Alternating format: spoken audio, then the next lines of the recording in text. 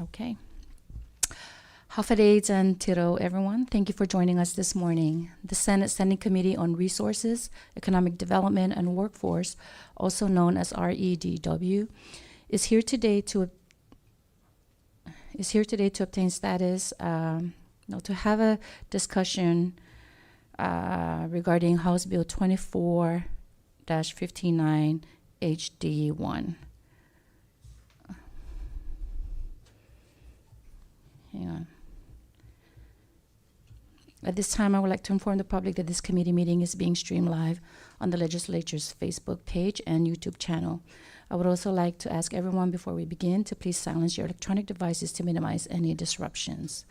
I am Senator Karina L. Magovnia from the 3rd Senatorial District, chairperson of the Senate Standing Committee on Resources, Economic Development, and Workforce. Before we begin our order of business, I would like to recognize our Legislative Bureau support staff who are assisting us today. We have our legal counsel, Antoinette Villa-Gomez, our senior legislative assistant, Jolene Duenis-Tagaboa, our IT, Mr. Jonathan Diaz, and our Sergeant-at-Arms, Benjamin Terlahi. I now call this meeting to order. Today is May 21st, 2026, Thursday. It is approximately 9:17 a.m. here at the Commonwealth Legislature, Capitol Hill, Saipan. LA, please call the roll. Senator Ronnie M. Calvo. Present.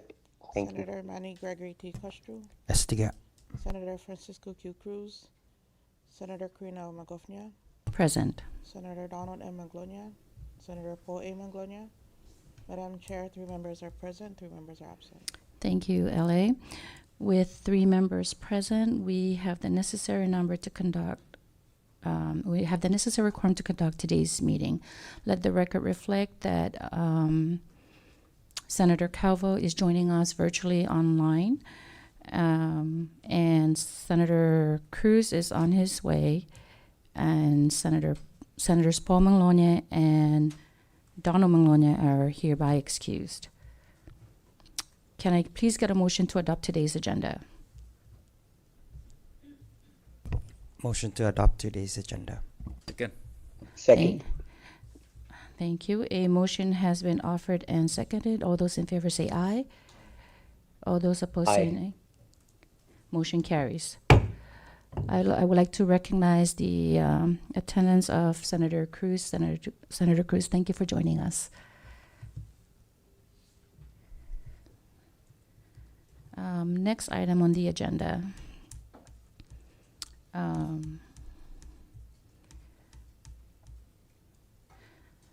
Public comment. Next, the floor is now open for anyone from the public to provide comments and or testimonies relevant to today's agenda. If you are providing comments, please state your name for the record and the entity you represent. I respectfully ask that you keep your comments under 5 minutes to allow others to provide their comments as well. Should you need additional time, your request will be taken into consideration by the committee. The floor is now open for public comments.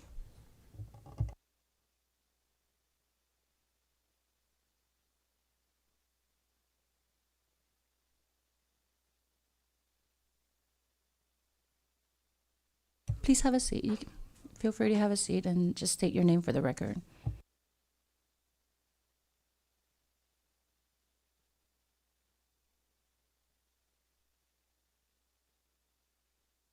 Oh, there. I'm Dr. Jean Eagle Odin, and I'm here representing my wife and I, Anna Glushko, Eagle Odin, who has the Ballet Academy, the Gymnastics Academy, with 80 students on island. We've worked very hard on that business. And since the year 2000 for that business. Since 87, I've had a business that I'm representing today, Blue Lagoon Realty. And the real topic today is some billing that we received 5 years ago. It was a bulk bill from CHCC. It was not an itemized bill per meter. It was came out of nowhere, and I had sold the business by then. That was called Mango Resort. It's now called Paradisio. And so it was a big surprise to us. I know that economic development has always been an issue out here. And I would just say that there's things that are currently possible for CUC to do, like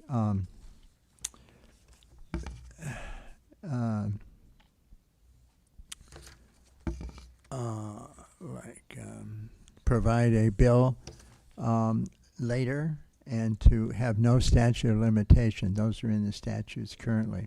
And I know we're here to discuss Congressman Aldan's bill, 24-59, which would limit back billing to 4 months.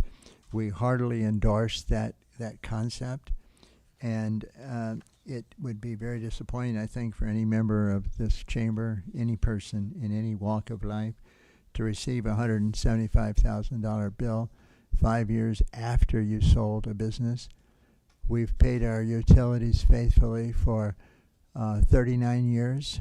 We've had up to 175 properties under our control or ownership. We've always paid all of our electric bills.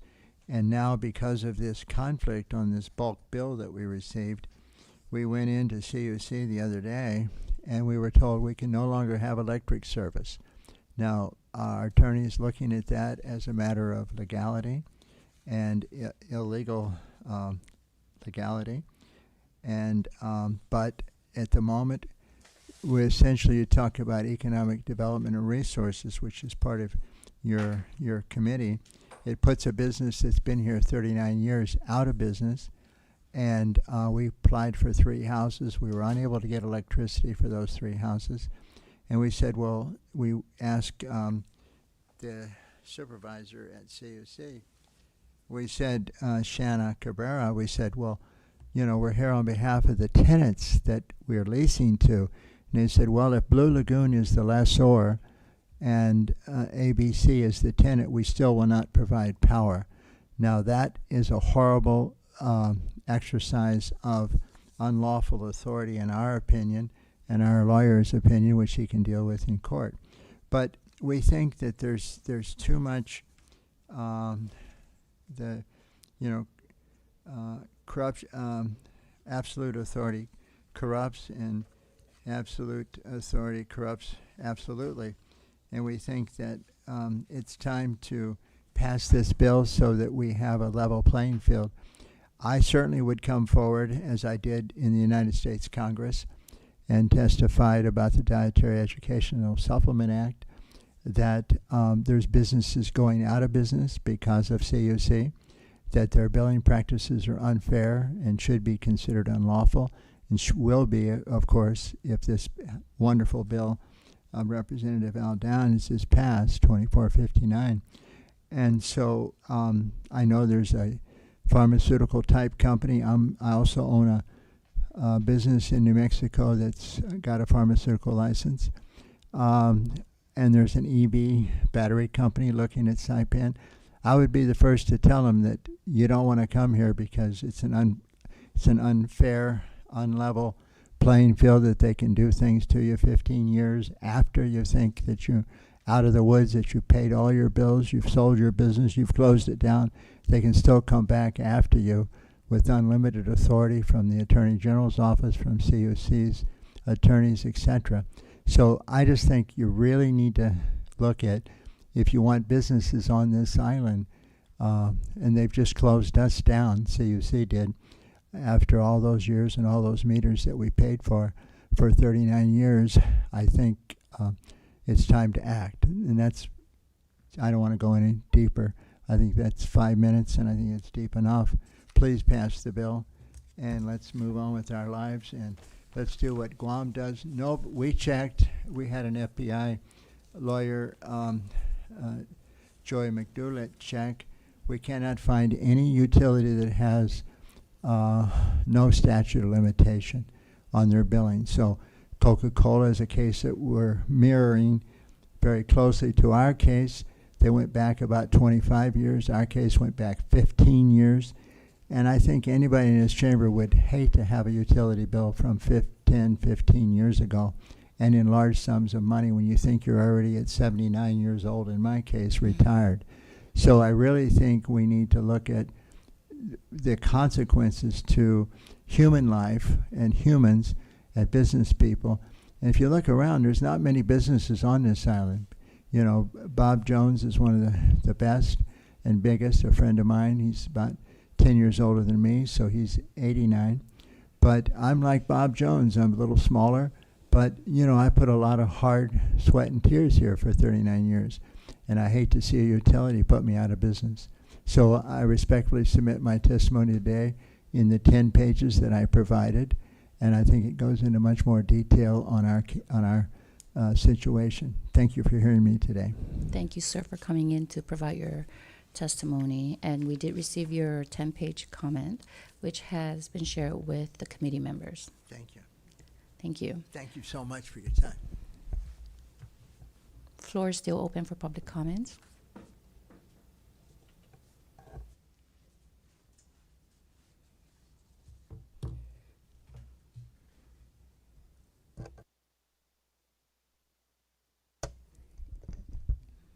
Good morning, Hafide Zantiro, Chairman Gofnia, and distinguished members of the committee.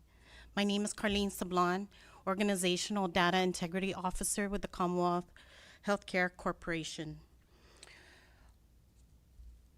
Thank you for the opportunity to provide comments regarding House Bill 24-59 HD1, the proposed CNMI Fair Billing Practices Act. Also present from CHCC today are Chief Executive Officer Esther L. Muña, Chief Financial Officer Pearlie Santos, and Chief Operating Officer for Business and Quality Assurance Tiffany Crisostomo, who are available to assist in addressing any questions from the committee. CHCC supports the legislature's intent to protect consumers from unfair billing practices and appreciates the amendments incorporated into House Bill 24-59 HD1, including the 12-month allowance for federally regulated health care claims under Section 112A and the 24-month exemption provided to CHCC under Section 112B4 during CHCC's electronic health record implementation and billing system transition. While these amendments provide necessary relief, CHCC respectfully continues to have concerns regarding the inclusion of healthcare services within House Bill 24-59 HD1. Healthcare billing differs significantly from utility, telecommunications, or other recurring consumer service billing and already operates under excessive federal and payer oversight. CHCC remains concerned regarding Section 104's 4-month billing limitation, particularly for claims involving commercial insurance, workers' compensation, motor vehicle liability, and complex off-island referral coordination, which routinely exceed 4 months to insurance processing, appeals, coordination of benefit determinations, liability investigations, and eligibility reviews. House Bill 24-59 HD1 does not currently provide tolling during these external payer processes. CHCC also remains concerned regarding Section 109D, which prohibits discontinuation of services during billing disputes, but does not distinguish between emergency care and elective or non-urgent services. Additionally, CHCC remains concerned regarding Section 112B, which requires quarterly public billing reports, annual third-party audits, and maintenance of a consumer appeals hotline or office without any identified funding mechanism, and Section 112D, which allows automatic suspension of healthcare exemptions without clearly defined investigative procedures, notice requirements, cure periods, or appeal rights.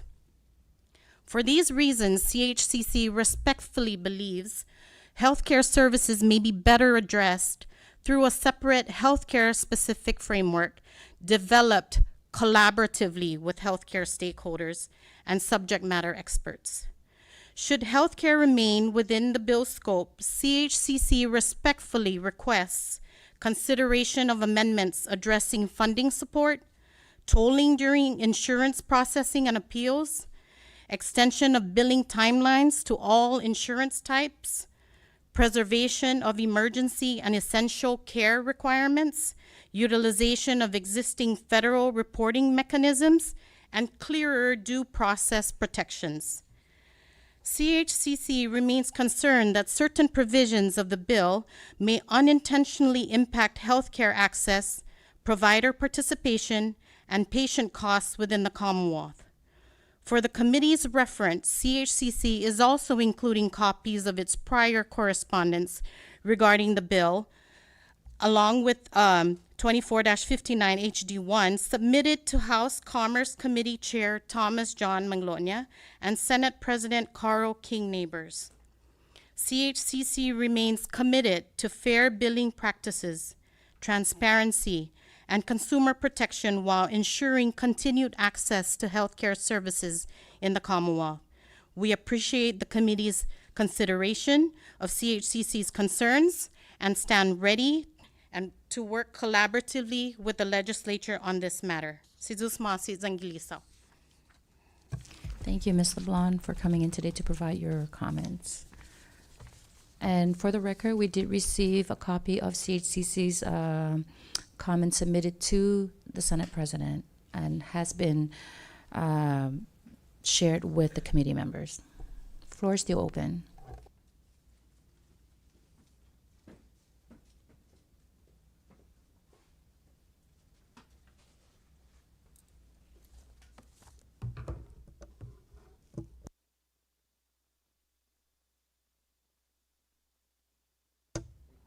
Good morning, Chairwoman Magofnia and members of the Committee on Resources, Economic Development, and Workforce, and members of our community. My name is Dr. Cindy Hapner, and I am the Chief Executive Officer of Cagman Community Health Center, doing business as Isla Community Health Center, a federally qualified health center serving the people of the Commonwealth on Saipan and Tinian. I'd like to add that I have over 15 years of healthcare experience and hold a U.S. certification in healthcare compliance, as well as other professional certifications in healthcare. Isla Community Health Center clinics operate on Saipan, in Cagman and San Antonio, and on Tinian and in San Jose, providing primary care and medical services and behavioral health services to individuals and families throughout our community, including many vulnerable and underserved populations. First and foremost, I would like to thank the committee for the opportunity to provide public comments today regarding House Bill 24-59. The CNMI Fair Billing Practices Act. At Isla Community Health Center, our mission is rooted in equitable access to care, patient-centered services, transparency, and community trust. Every day, we serve individuals and families across our islands who already face significant financial and healthcare challenges. I am here today in support of House Bill 24-59 because we believe patients deserve fair, transparent, and timely billing practices. As a federally qualified health center, Isla Community Health Clinics are held to strict federal accountability and oversight standards, requiring complex compliance with HRSA FQC regulations, Medicare and Medicaid requirements, federal healthcare laws, insurance contractual obligations, and patient protection standards. These regulations are specifically designed to safeguard patient rights, ensure fair and transparent billing practices, promote accountability, and protect consumers from unnecessary financial burden and unfair billing practices. Fair and honest billing practices are not optional in healthcare. They are foundational expectations within the healthcare industry and are reinforced through federal healthcare compliance requirements, timely filing standards, healthcare transparency initiatives, and patient protections under laws such as the No Surprise Act. House Bill 24-59 is important because consumers should not bear the burden of provider-side billing failures, delayed claims processing, poor record-keeping, or fragile billing systems. It is the responsibility of healthcare providers to ensure their internal processes and safeguard protect patients and do not create unnecessary financial hardship or confusion. Patients should not be expected to understand the intricate details of medical claims processing, insurance adjudication, coding requirements, or billing operations. However, they should absolutely receive clear, understandable, and timely bills that explain the services rendered, what insurance covered, and what they legitimately owe. Healthcare billing should not be difficult for patients, and it was never intended to be. That is precisely why healthcare providers are required to implement safeguards, compliance measures, financial counseling processes, and transparent billing practices to protect consumers. This is especially critical to insured patients. A patient who had active insurance coverage at the time of service should not later become financially responsible because a provider failed to bill insurance within required filing deadlines. In these situations, any unrecoverable balance caused by untimely filing or operational failures should be the responsibility of the provider, not the patient. Patients should only remain responsible for legitimate copays, deductibles, or coinsurance amounts after insurance has been properly filed. This bill also provides important protections for uninsured and self-pay patients by promoting transparency regarding healthcare costs before services are rendered. Patients deserve clear communication regarding anticipated charges, good faith estimated costs, and financial responsibilities so they can make informed healthcare decisions and avoid unexpected medical debt. At Isla Community Health Center clinics, we have implemented compliant billing practices focused on timely claim submission, transparent patient communication, financial counseling, compliance oversight, and accountability. We believe House Bill 24-59 reinforces the type of responsible and patient-centered practices that help strengthen public trust across all healthcare providers and service entities throughout the Commonwealth. Importantly, the bill does not eliminate lawful collections for legitimate services rendered. Rather, it establishes fair and reasonable expectations that providers maintain accurate systems, bill timely, communicate transparently, and operate with accountability. This legislation is pro-accountability, pro-transparency, and pro-consumer protection. Most importantly, it helps ensure fairness for the people we serve. Thank you again for the opportunity to speak today and for your continued commitment to protecting the health, well-being, and trust of our community. Thank you. Suzus Masi, Dr. Hapner, for coming in to provide your testimony. If you'd like, you can share your comments with our Sarge, or you can email it to the committee at your convenience. All right. Thank you. Floor is still open for public comments.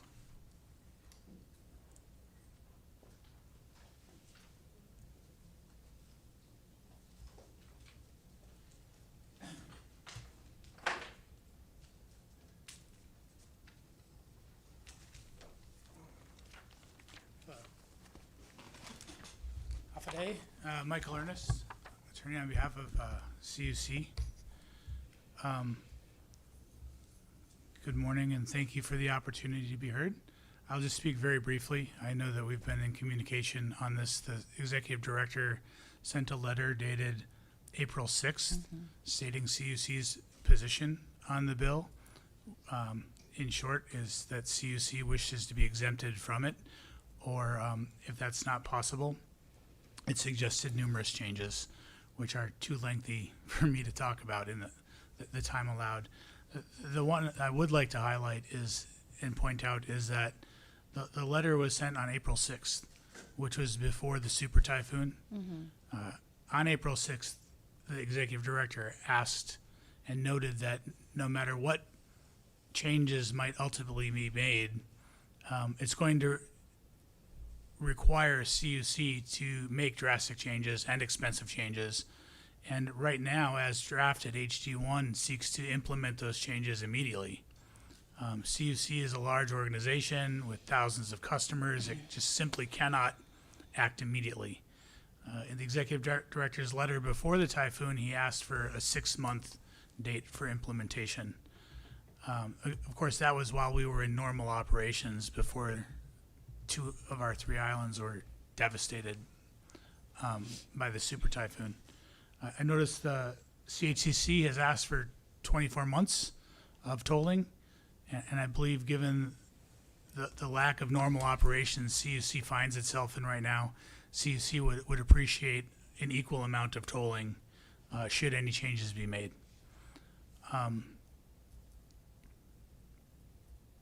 And I guess that's all I really want to say other than this. This bill is not against CUC. This bill does not hurt CUC.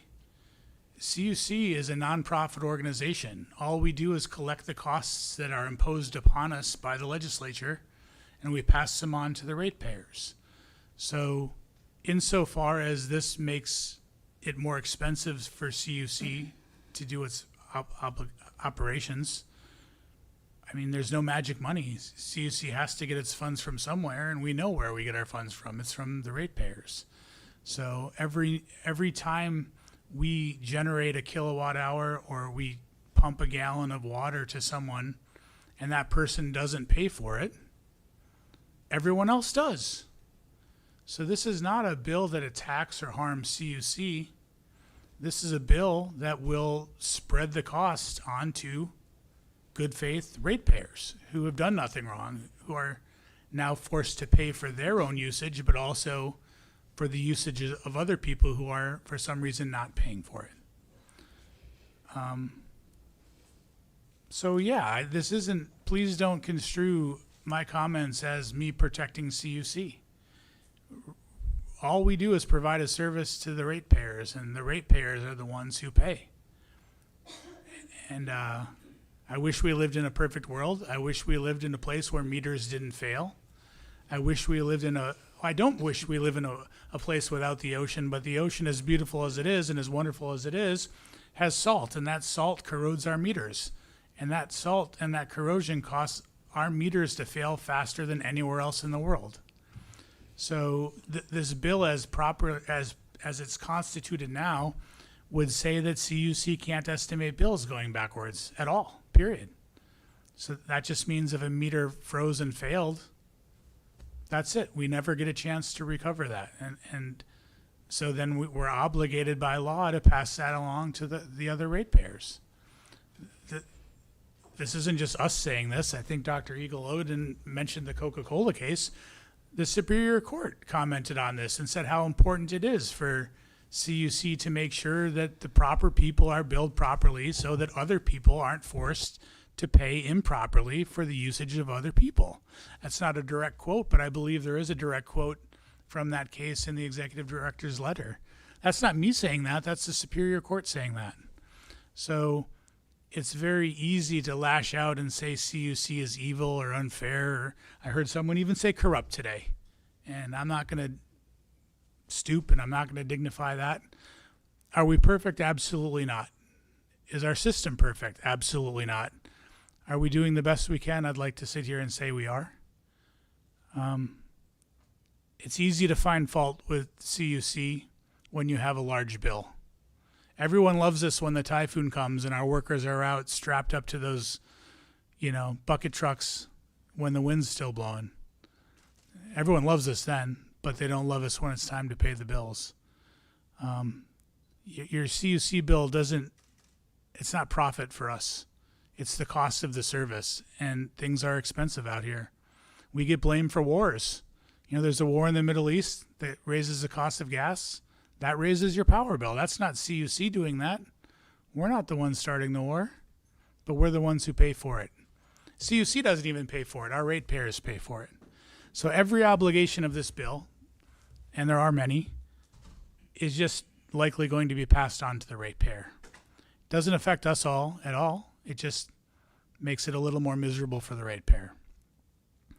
Our individual concerns were listed in the letter, so I won't belabor them. I am very concerned about not allowing disconnections when there's a dispute. Certainly if there's not a dispute about a portion and they're still not paying that, we should be able to disconnect that. But again, as constituted, this bill would basically say if a meter fails, everyone else has to pay for it. And whether that's right or not, it's not for me to say. That's for this committee to decide. And obviously the executive director is here. He's willing to answer obviously any questions, although I was asked to inform the committee that he is meeting with someone from Washington at, I believe, 10 o'clock, so he needs to leave quickly. And I believe that meeting hopefully will be very beneficial to everyone in the CNMI. So thank you very much. Thank you, legal counsel. I appreciate you providing your comments. I would like to recognize the presence of the Executive Director for CUC, Mr. Kevin Watson. I understand that you have a 10 o'clock meeting with the White House. And so if you would like to provide any comments before you leave, we would certainly appreciate that. Thank you. Hello, thank you. My name's Kevin Watson, Executive Director of the Commonwealth Utilities Corporation. I'd like to point out that it is industry standard to do estimations on water meter reads. A water meter, as it gets built up with salts and total dissolved solids, which is plentiful here, more plentiful in the waters here in CNMI than anywhere I've worked across the nation. And that salts and solids build up on the internal parts of water meters, causing them to fail prematurely. When meter fails prematurely, it starts by slowing down, so it's reading less than the actual water flowing through that meter. And so the customers actually benefit from that meter slowly failing. And here, the meters fail in 1 to 2 years, whereas industry standard, they last 10 to 15 years. Again, it is still common practice across the nation. When a meter fails, the billing departments will average the use of that period of time when the meter was accurately measuring the water going through it, which that's standard industry practice. However, that average is typically based on when the meter was already under-registered. So all the time that the billing department is billing the customer, that customer is benefiting until such time that the meter is changed out with a new meter, and then it's going to read accurately, and the customer is going to be billed more than what was averaged prior to change out the meter. And then customer service will be getting calls and complaining that the meter's inaccurate, when in reality it's a brand new meter, 100% accurate.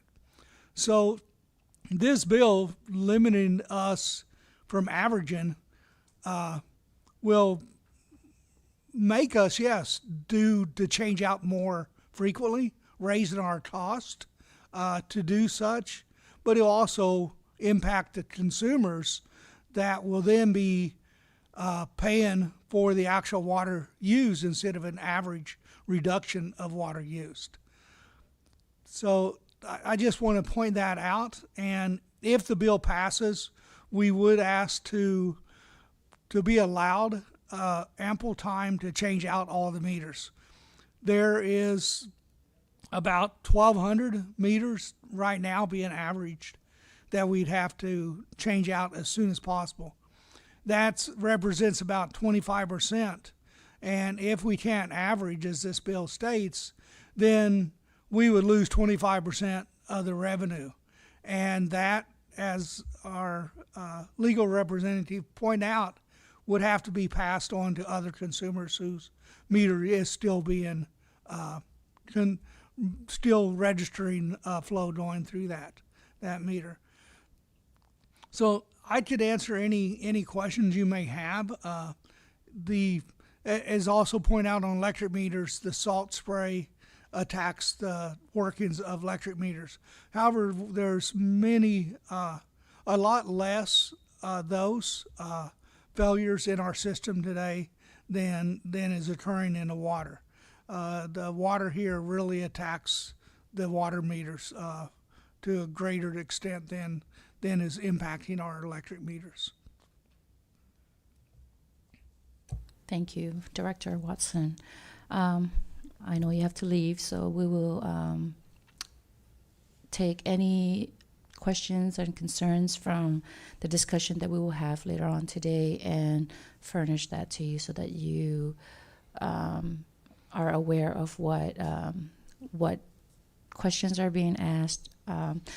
I'm sure you're more than happy to answer those questions, but because you have to leave, we will furnish those questions to you at a later time when we're. Okay. Yeah, and I would like to clarify, my meeting was at 10. They've rescheduled that for 2, so I could attend this meeting. Okay, great. All right. Thank you for sharing that updated information. So if you're all done with your comments, the floor is still open for more public comments if there are any.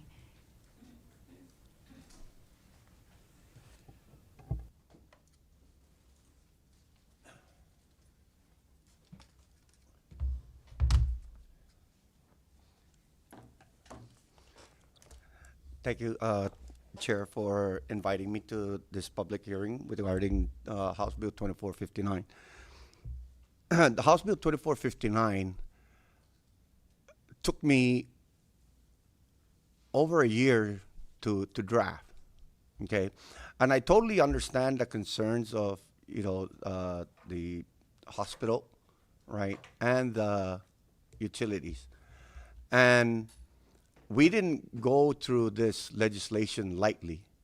We had to do a lot of research to ensure that this bill answers, 4 simple things. 1, is the bill right? 2, is the bill logical? 3, is the bill justified? You know what I mean? 4, is it fair? The resources that we had to review, during those times of drafting, we had to read the Federal Energy Regulatory Commission's consumer billing principles. That's from the federal government. We had to read the Federal Communications Commission's billing transparency rule. We had to read the Fair Debt Collection Practicing Act, which are all federal. We had to read the No Surprise Act. We had to read the FTC Unfair or Deceptive Billing Practices, and we had to read the Uniform Commercial Code. This bill wasn't just haphazardly done. A thorough research was, done to ensure that whatever, billing regulations that either entities or anybody that provides goods and services to the public are fair, are logical within the confines of federal law and even our laws, right? So it's not really attacking, one corporation, one business, or anything in that matter. So let me just read something real quick. And I provided you guys, I already provided you the, the statement. And it's pretty simple, like I said, okay? Why House Bill 2459 is necessary. For years, the Sinamay consumers have faced situations involving surprise back bills, delayed utility charges, estimated billing practices, average charge disconnected from actual documented usage, inadequate notices, billing based on operational failure, charges resulting from poor maintenance, defective meters, delayed inspection, inaccurate records, or administrative failures. Okay?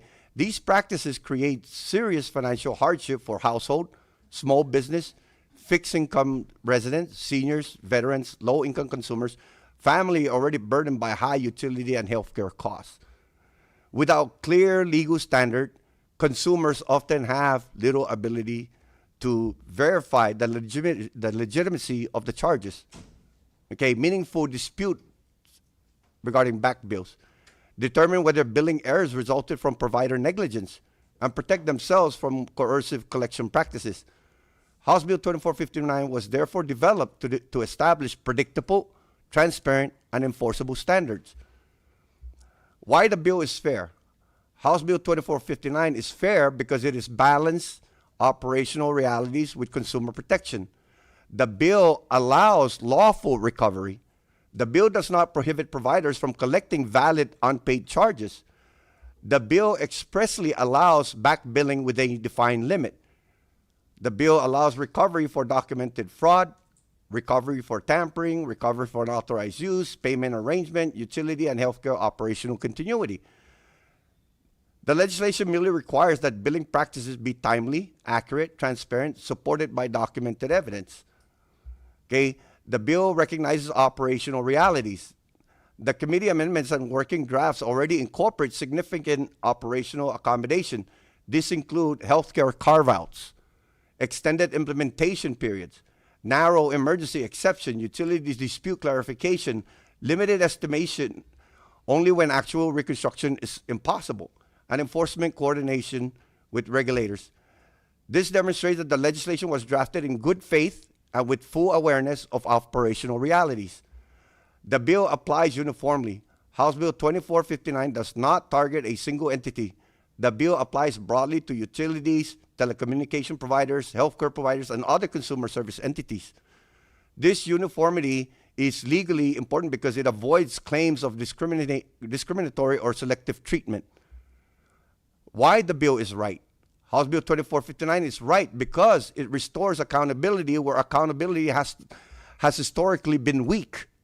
The bill recognizes an important principle. Consumers should not be punished for provider-side negligence.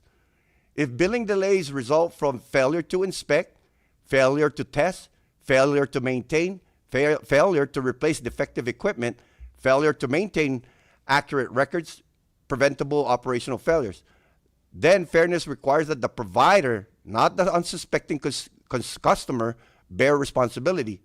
This is not radical. This is not anti-business. This is not anti-utility. This is basic accountability.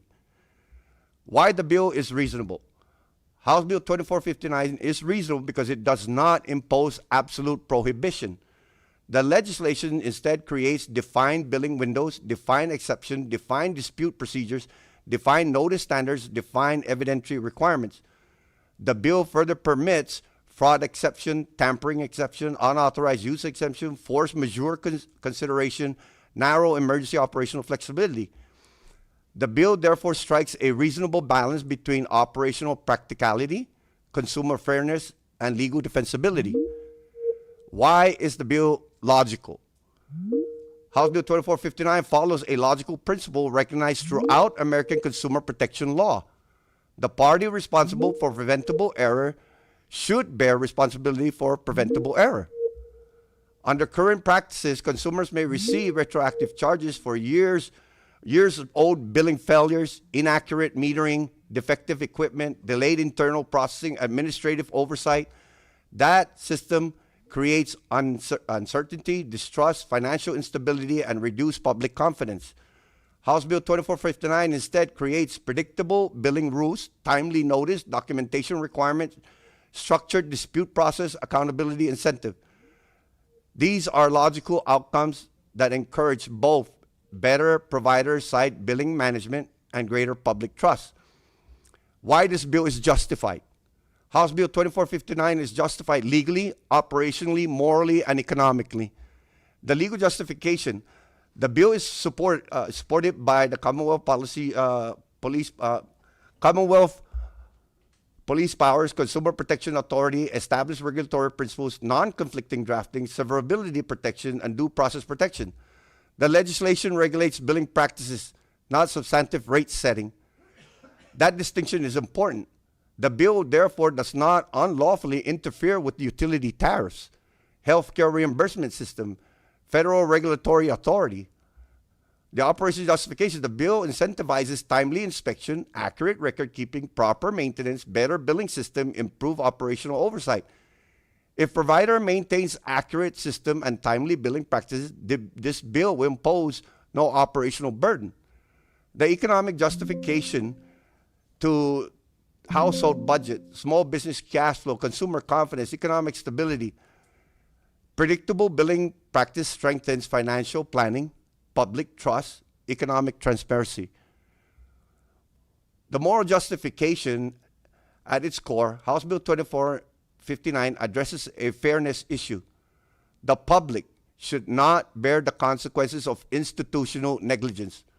That principle is morally defensible and politically reasonable. My response to CUC's opposition, CUC argues that meters fail, billing limitations may shift costs to other ratepayers, estimate authority is necessary, utility law requires full recovery, CUC should receive the exemption or weaken standard. Those arguments are incomplete. Meter failure does not automatically excuse utility failure. Meters do not simply fail in isolation. Failures may result from inadequate maintenance, delayed testing, aging infrastructure, poor inspection practices, operational oversight deficiency, inaccurate record keeping. If billing failures are preventable, then accountability is appropriate. House Bill 2059 still allows recovery. CUC repeatedly suggests the bill prevents lawful recovery. That claim is inaccurate. House Bill 2459 permits lawful back billing within defined limits. Fraud recovery, tampering recovery, unauthorized use recovery, structured repayment plans.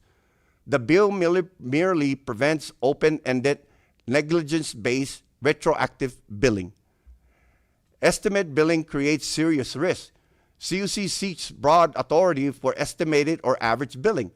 However, estimated billing lacks precision, may not reflect actual usage, can inflate charges, it is difficult for consumers to verify, create risk for systemic overbilling. The bill appropriately limits such practices. Exempting CUC would defeat the bill's purpose. CUC's request for exemption is fundamentally inconsistent with the bill's purpose. As the Commonwealth's primary monopoly utility provider, CUC is precisely the type of entity that should remain subject to transparent billing standard. Exempting the largest utility provider would substantially undermine consumer protection. My response to CHCC's opposition, CHCC argues that healthcare billing is uniquely complex. Federal reimbursement system creates delays. Compliance costs may increase. Operational burdens may arise. Those concerns were taken seriously during the drafting. The legislature already compromised. The bill already includes healthcare accommodation, transition periods, operational flexibility, recognition of federal healthcare billing system. This demonstrates legislative good faith. Complexity does not eliminate accountability. Healthcare complexity increases, not decreases, the need for transparency, timely notice, documentation, consumer dispute rights. Patients do not control claim processing, coding, payer coordination, administrative system. Providers do. The issue is no longer flexibility. The legislature already provided sustainable flexibility. At this stage, the issue is no longer lack of flexibility. The issue is resistance to accountability. The central fairness question to this whole bill is simple. Who should bear the financial consequences of preventable provider-side billing failures? Under current practice, the burden often falls on unsuspecting household, small business, consumer lacking bargaining power, patients, utility customers. House Bill 2459 instead creates a system where providers remain able to recover lawful charges, consumer receive transparency, negligence is not rewarded, accountability incentives are strengthened. This is fair. This is reasonable. That is logic. That is justified. You cannot say that the ratepayers, okay, the honest ratepayers, are not going to bear the cost of those, illegitimate payers or users. It already is. If it wasn't, CC would have been out of business a long time ago. Nobody can tell me or try to convince me that the $40 million in arrear has not been passed through to the ratepayers, all of us, every single one of us. Because if they never did collect, like I said, it would have been out of business.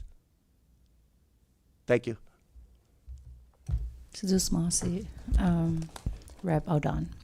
Floor is still open for public comments.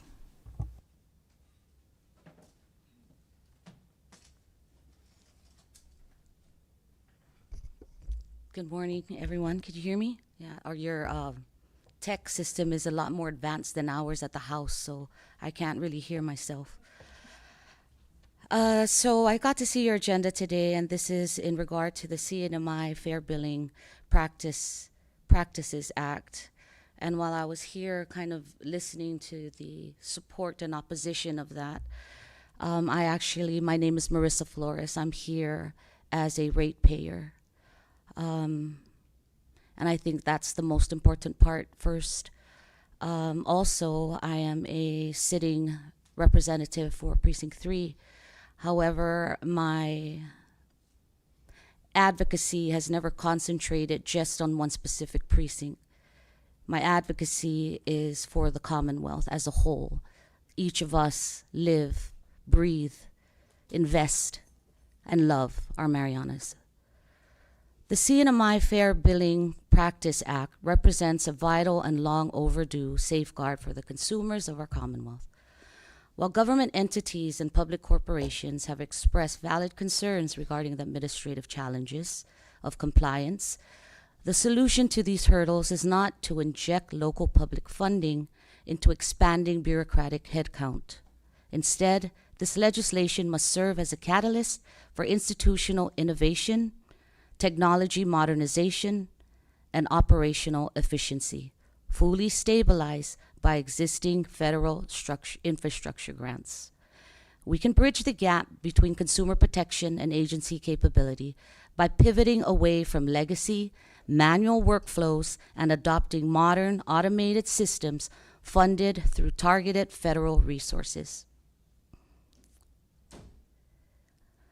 By eliminating human error via smart utilities infrastructure, this would allow the transitioning to advanced metering infrastructure, AMI, allows utility providers to track usage in real time and catching billing anomalies long before they trigger back bill disputes. Rather than draining local budgets, the CUC can finance these upgrades by leveraging the USDA Rural Utility Service Electric Infrastructure Program, or applying for the ongoing FEMA Building Resilient Infrastructure and Communities Grant, which explicitly funds utility hardening and grid modernization. The administrative burden of compiling quarterly compliance reports can be entirely neutralized by integrating automated reporting scripts into existing software. For the CUC, grid intelligence can be automated under existing allocations like the Department of Energy's CUC Distribution Automation Project, which is designed to enhance tech-driven grid reliability. Modernizing healthcare billing to avoid data lags, which is basically the bulk of and the genesis behind Rep. Aldan's bill, amongst other things. Delayed healthcare bills are an operational failure, not a staff shortage issue. The CHCC can directly address data synchronization and billing cycle gaps by utilizing Health Resources and Services Administration Information Technology Modernization Funds, which are specifically allocated to help underserved healthcare networks adopt advanced digital data systems and streamline electronic healthcare infrastructures. By digitizing customer tools and self-service alternates, we can deploy interactive consumer portals and automated SMS notification systems that allows consumers to view real-time data and self-enroll in mandated payment plans. This directly reduces the operational strain on an agency staff. The CNMI can fund the underlying broadband infrastructure needed for these cloud-based public portals via the territory's Broadband Equity, Access, and Deployment Program.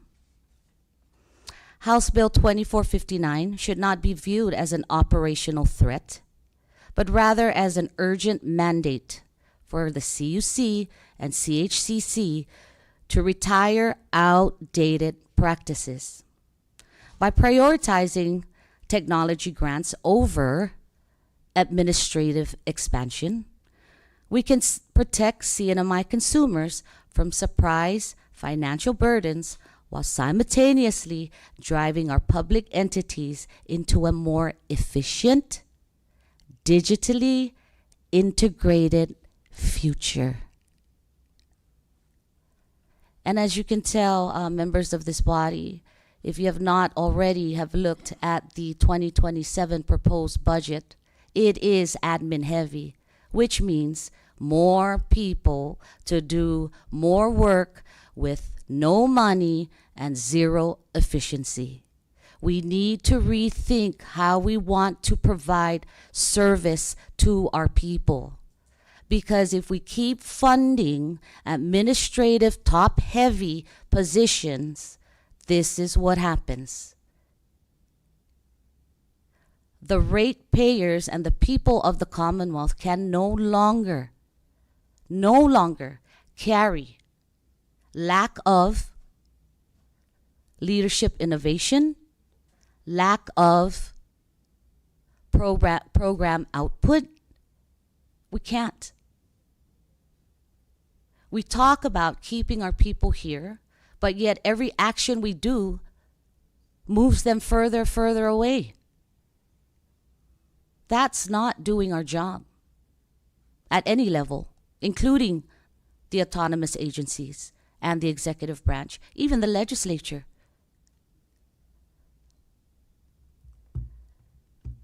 We can't seem to move forward because of our outdated practices. And I'm having these conversations now already because while we continue to pass legislation that's supposed to take our economy and our future forward in terms of services and accountability and transparency, our practice are still at 1985. And I love to use that date for some reason, but it's 1985. We are still there. And you can rate it by our service. You can rate it by our economy. You don't see any private businesses coming in here to want to do business. I'll tell you what, not for 44 cents per kilowatt hour now. And while we're going to now carry this burden because of outdated practices, then why should we continue to fund agencies that cannot innovate and start modernizing their institutions? Because I can tell you, once we modernize that, we won't need 500 people working in an agency. But we sure can elevate our people by doing other jobs than just data entry. To be held in a position with no sense of growth. And that budget, this budget that was just introduced, does exactly that. And then we're going to keep asking for more money because it's going to cost an administrative burden on the institution. Well, not if we innovate and modernize. I stand fully, I support this bill, and I hope that this House considers its passage. Thank you. Suzus Masi, Rep. Mirza Flores. Floor is still open for public comments.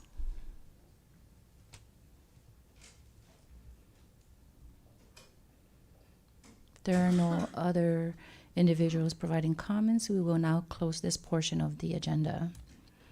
Moving on to the next item on the agenda is new business. Under new business, we have House Bill 24-59 HD1, which proposes to enact the CNMI Fair Billing Practices Act to establish clear and fair standards for back billing practices in the Commonwealth of the Northern Mariana Islands to protect consumers while allowing service providers to recover unpaid amounts lawfully due and for other purposes. This bill is strong and timely consumer protection measure for the CNMI. It directly addresses long-standing public concerns regarding utility back billing, billing transparency, consumer rights, financial hardship, and service continuity. This legislation is especially relevant during periods of economic instability and disaster recovery, when residents are least able to absorb unexpected financial burdens. This legislation creates fairness and predictability in billing. It prevents consumers from being punished for provider errors. It encourages accountability and accurate record keeping. It gives residents a formal dispute process and due process protections, and reduces the risk of sudden service termination during unresolved limits. With several targeted amendments and implementation improvements, this bill could become one of the most impactful and strongest consumer billing protection laws in the Commonwealth. That said, we now move on to the next item on the agenda, and that's the discussion with the invited guests. I would like to recognize the presence of CUC, CHCC and its team, and Representative Odin. I would also like to recognize Dr. Hapner from Isla Community Health Clinic for being here.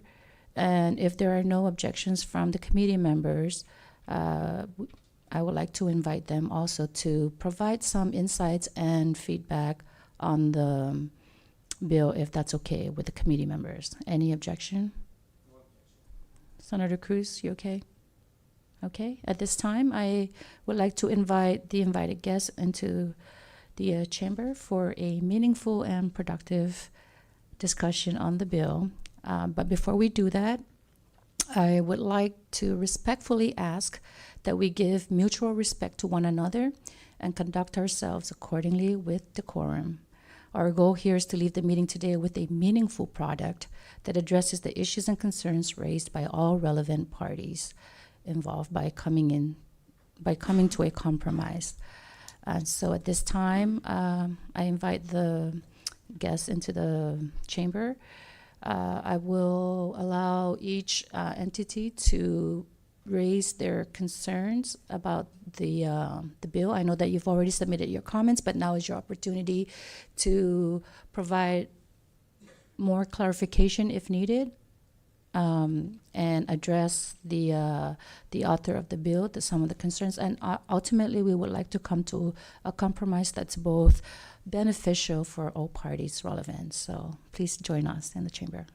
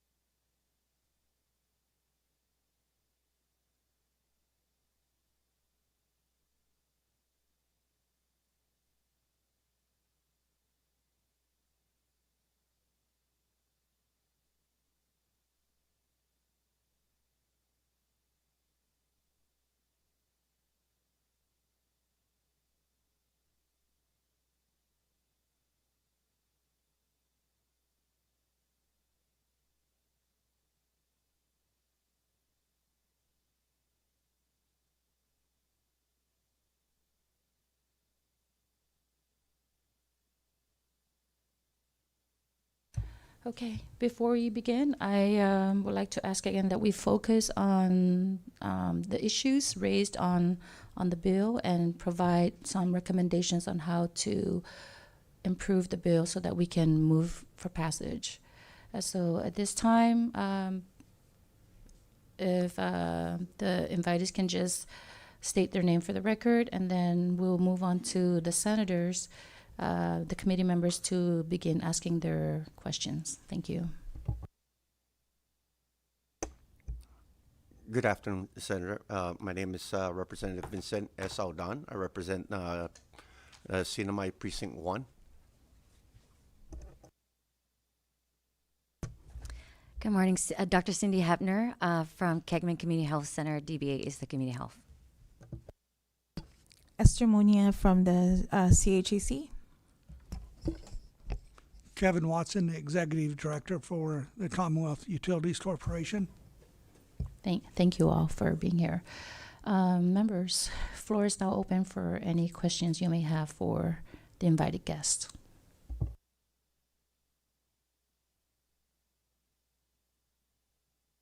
Recognize Senator Cruz.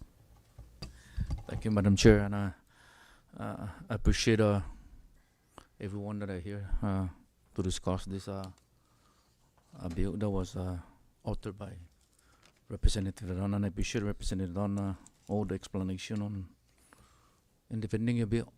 Not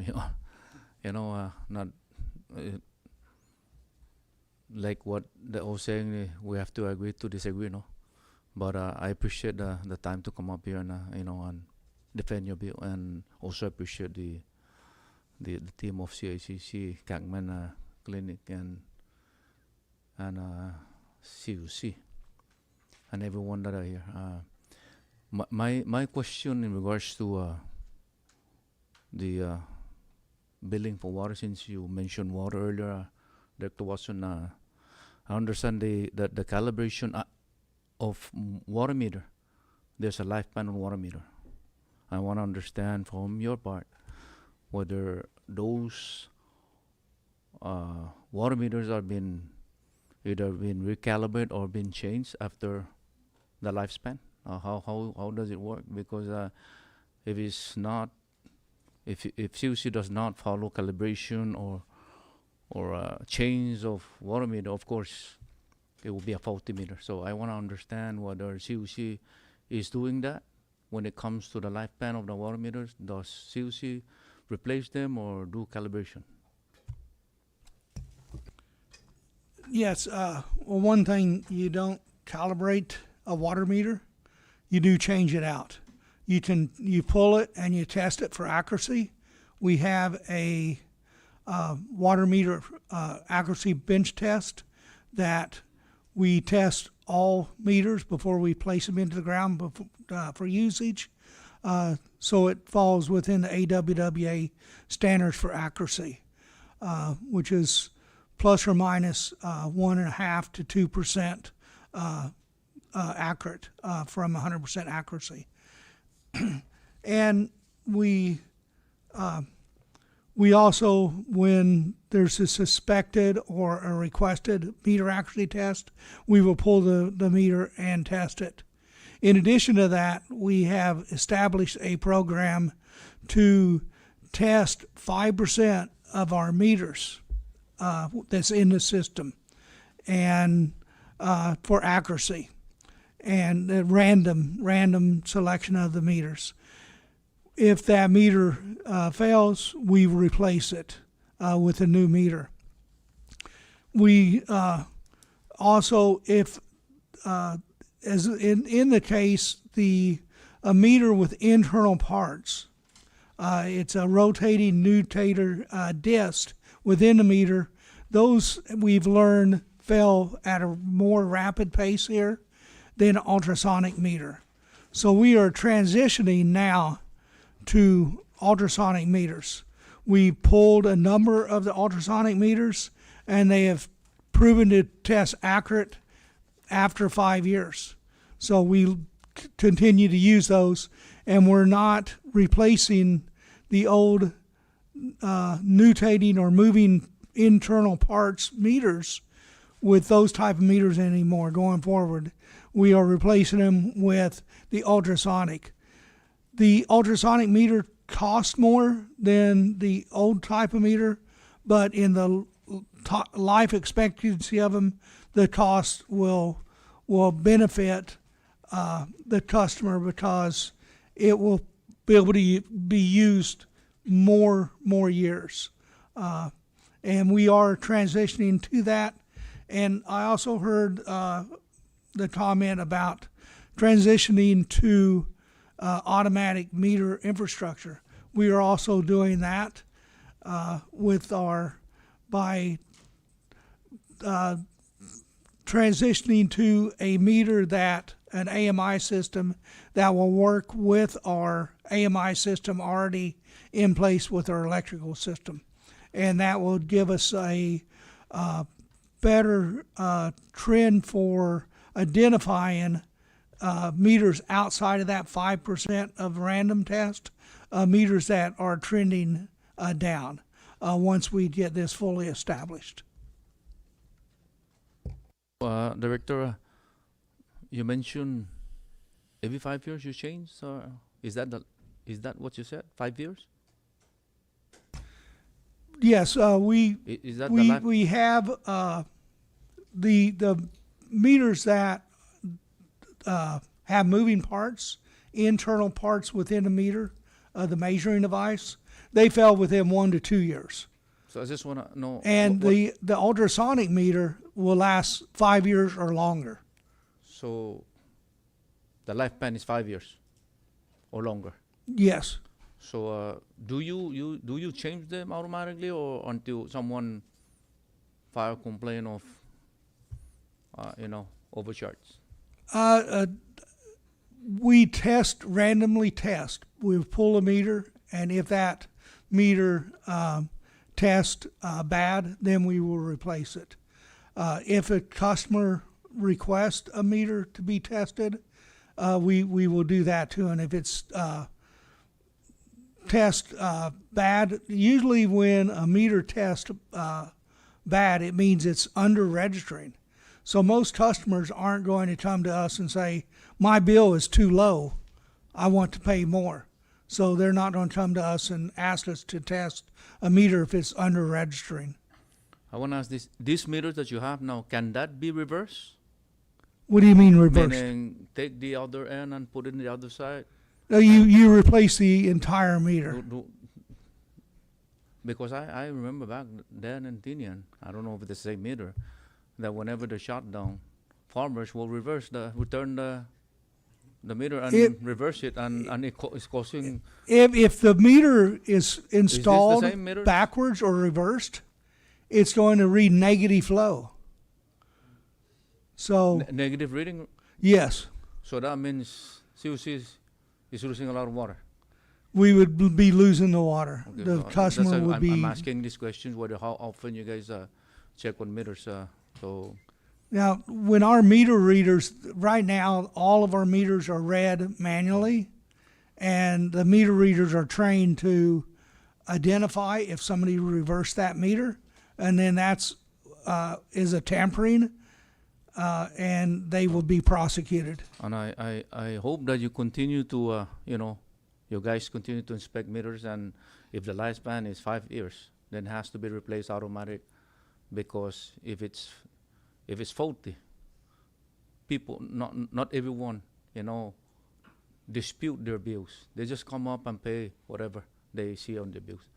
So I hope that when the lifespan is 5 years or 6 years, because I was doing my research, there's meters that last up to 10 to 15 years and can be recalibrate to save money by not buying a new one. But if that's the case, that you guys are replacing them, that's good for the public. Yes, it is good for public, and as we transition to an AMI system or automatic meter infrastructure, when a customer tampers with it, we will get alerted and immediately, so that they won't benefit from that illegal procedure. Thank you, Director. And I yield back at this time, Madam Chair. Thank you, Senator Cruz. And I'll recognize Senator Manny Castro. Thank you, Chair. I just wanted to thank everyone for their comments. I read the different comments from CHCC, CUC, and also Dr. Dr. Odin, I believe. Yes. Hearing the concerns here, I also wanted to thank Dr. Hepner for her comments, because I think this is an accreditation issue, and I know CHC is accredited, but there's more than one accreditor for industry best practice. So a lot of the issues here I'm looking at is process efficiency management, and I have first-hand experience with some of this process. And I'll give you an example. My dad passed away 2 years ago, and when we left the hospital, there's a clearance procedure, And we thought we paid all our bills, or his bills. And my dad was a retiree,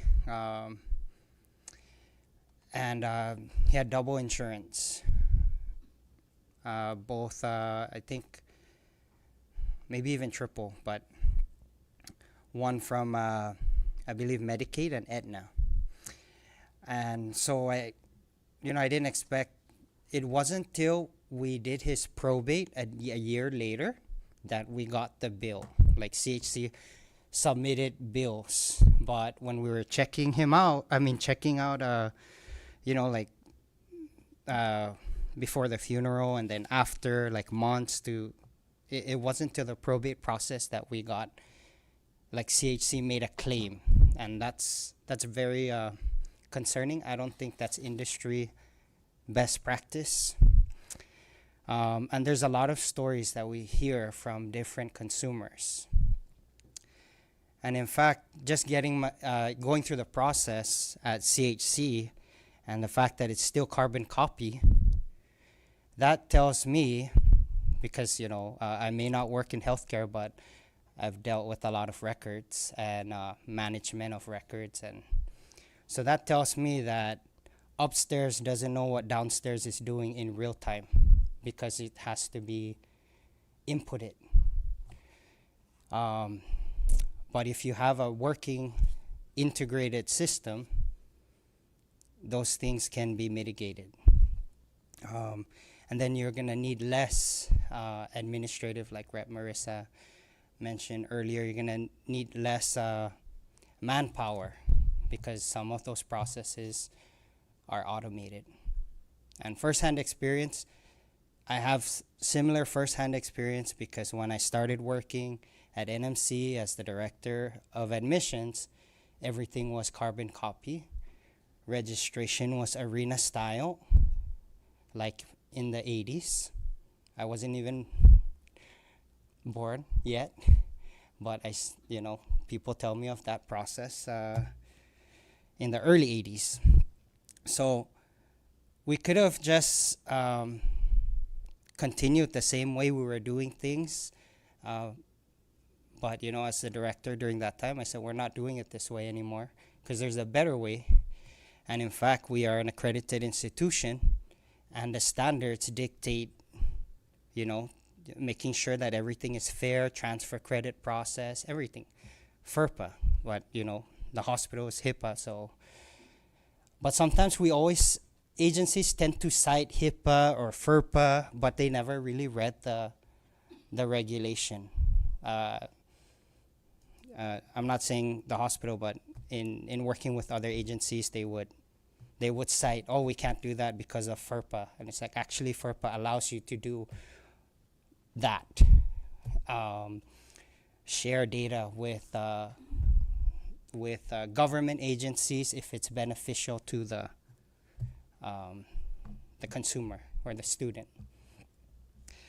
In the case of CHC, again, similar story.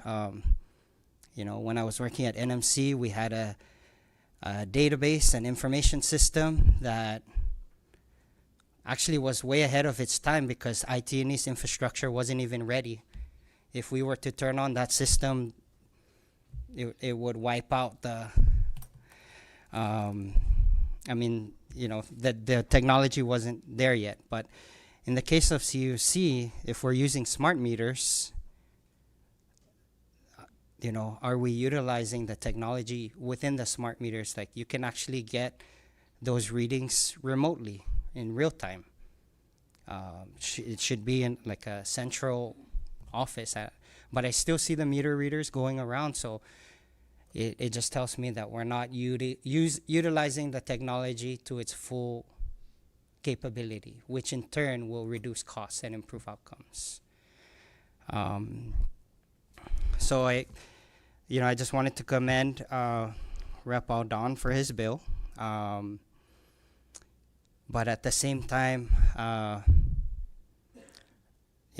lot of times, the agencies themselves are autonomous. The whole reason why you guys are autonomous is you're supposed to be operating at best practice with less government interference. But and I just wanted to share another challenge, firsthand experience, also with my dad.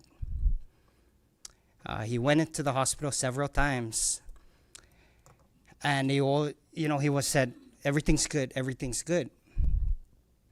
And then right the month after my inauguration, he went in and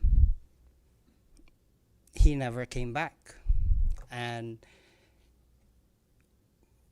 in that process, rather than just referring him or having him leave, we're waiting for the data, the lab results, which I guess was sent to Hawaii, and it took several days. By the time the results came back, he was gone. So sometimes in government, we like control. We like to centralize everything. But in many cases, a decentralized process can be more proactive. And, maybe we can catch things earlier rather than waiting till it's too late. I thank you guys for all you do, but at the same time, I wanted to say if we can all do better. And accreditation helps with that. And I'm not just talking about, because there's agencies that and I've seen it firsthand where they, when the accreditors come over, they're very showy, but when the accreditors leave, it's back to the old process, and that doesn't help anybody. So if we can stay true and really work on improving our system, improving our process, and investing. With CUC, my office, we had to, and many other agencies, but with the water situation before the storm, again, that's a process thing, right? Normally, there's from what I've gathered is before the storm, the prior practice was to shut off the water supply and fill up the water tanks. But from my knowledge, that wasn't done, and some of the tanks imploded, and maybe they were old tanks, but still they could have been used. So it forced a very critical situation where residents had to start going to water stations, and there's many of our residents that they don't have trucks, they don't have the resources. So some of us, like my office, we had to do what we can with the limited resources we had and help out by getting water to vulnerable populations, and it wasn't enough. So again, it all comes down to process and industry best practice, and making sure we're on top of the game with that, so we can avoid these kind of situations. At the same time, I see like a lot of our bucket trucks for CUC out exposed in the elements, and they're very expensive equipment. The mayor's office, it's good that they're renting a warehouse and they're able to put their heavy equipment in those. But if we can also look into that, we have very expensive equipment, but they're just being exposed to the elements, whether it's the fire station or CUC. But we really need to look at also the infrastructure of things. Thank you. Chair, you. Thank you, Senator Castro. Senator Calvo, do you have any comments or questions you would like to ask?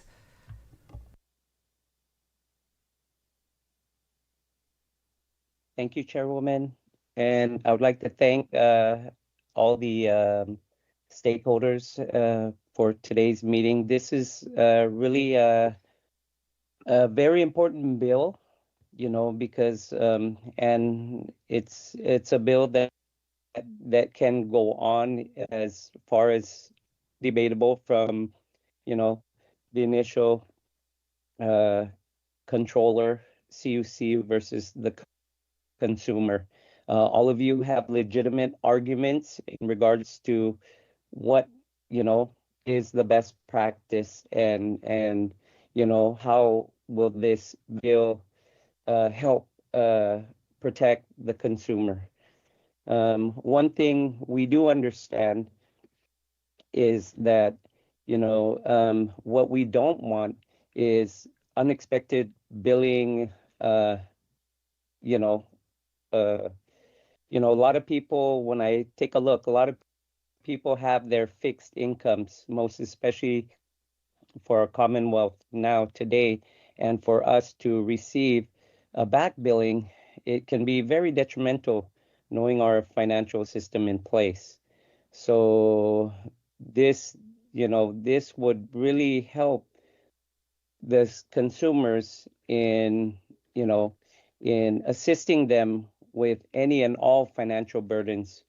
You know, and I understand the argument too with Commonwealth Utility Corp and their proactive approach on the meters and revisiting, you know, the billing errors in place and so forth. One of the, you know, talking points is I'm considering, should consumers be financially, I mean, consumers should not be financially harmed by delaying billing mistakes that were outside of their control. So I know Mr. Audon mentioned, and some of them that are advocating for their bills, how many months, especially businesses, how many months later they do have, you know, a shocking financial billing. So what is, if I may ask, how do you mediate, how does when a dispute comes, how does CUC get their consumers, you know, in regards to remediate those disputes? If I may ask, you know, Mr. Watson or Mr. Michael, for CUC, how does that process go when, you know, an overall back billing comes into place for consumers, whether it's small business or households? If we may just share your process, if they do get a back billing for, you know, unannounced meters and so forth, how does that process go? Yeah, if I may, it would be when it's discovered, an investigation would take place to determine, you know, and it's going to be different for electric versus water. So for electric, if the meter was hooked up wrong, as was in the case with Coca-Cola, and it wasn't discovered, when it was discovered, an investigation and analysis was performed on the prior usage and the usage after the correction was after the correction was made, and the months leading up to that where it was in error on the installation, then that was adjusted. And I would like to point out that that was upheld in the Superior Court. As for water meters, the estimates occur when the meter stops registering any flow through the meter, and then it is based on the average use prior to that meter failing. So the customer's actually benefiting during the time that the meter is estimated. And then they will, when the meter is changed out properly, and this bill will force us to change out the meters promptly, then that it's going to benefit CUC and the customers in making it more efficient. So I would like to applaud the effort of the bill to improve efficiency. And however, efficiency comes with a cost, and that cost will be passed on to all ratepayers, because we will have to start changing out the meters with more personnel more frequently.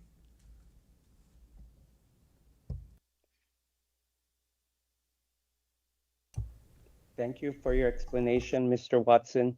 So again, should the consumers bear the financial burden of providers' billing errors? That's the big question that this bill is actually addressing, and to whatever terms, most especially when there's, a forecast of, how you're sharing operational costs, and at the end of the day, it goes to the consumer. Consumers are just, are overall, if you are on the side of, the consumer, it's a hefty burden as it is. So it's just how are we going to be able to protect the both interests, at hand. I'm just looking at the pros of this is that this is for the consumer's protection, and hopefully we can come across an equal playing field in regards to how we can, if it's a back billing where they're not going to just get their power cut off, how can they pay their fees in a certain, the rates and fees accrued in in a long-term situation versus immediately being held hostage and saying, oh, you must pay this dividend or this amount, or else you are just, turned off immediately. And listening to the small businesses, we are all hurting as well as the consumers. So this is a bill that, how our legal counsel through CUC said, it may not hurt CUC, but definitely it is something that we need to listen to the voices. How can we resolve the disputes in a much more timely manner, and to avoid the back billing and improve the effective and efficiency of identifying these meters, whether it's water or power, so that the consumer's not overwhelmed and then has the ultimate, no ultimate choice but to be disconnected. So there's a lot of great points on both ends, from the business aspect and the consumer aspect. But just taking a look at this bill, we want to make sure that the committee looks at it and understands both parts, and we should not have the household residents be surprised and, charged on errors immediately, and how we can mediate, if there is a default, whose responsibility is it? Thank you, Chair. Thank you, Senator Calvo. At this time, I'd like to start the discussion on the proposed, recognize CEO Muña. Thank you, Senator. As we submitted our letter, basically, and on top of that, we've listed, some just concerns. And CHCC recognizes the need for a fair billing, and we worked really, as Congressman Odin mentioned, we worked with them closely, and we came with a lot of compromises, so I'm really appreciative of that. The concerns that were brought up are simple. There are still things that we are worried about, and only because of the cost, and also because we actually incorporate a process of fair billing anyway.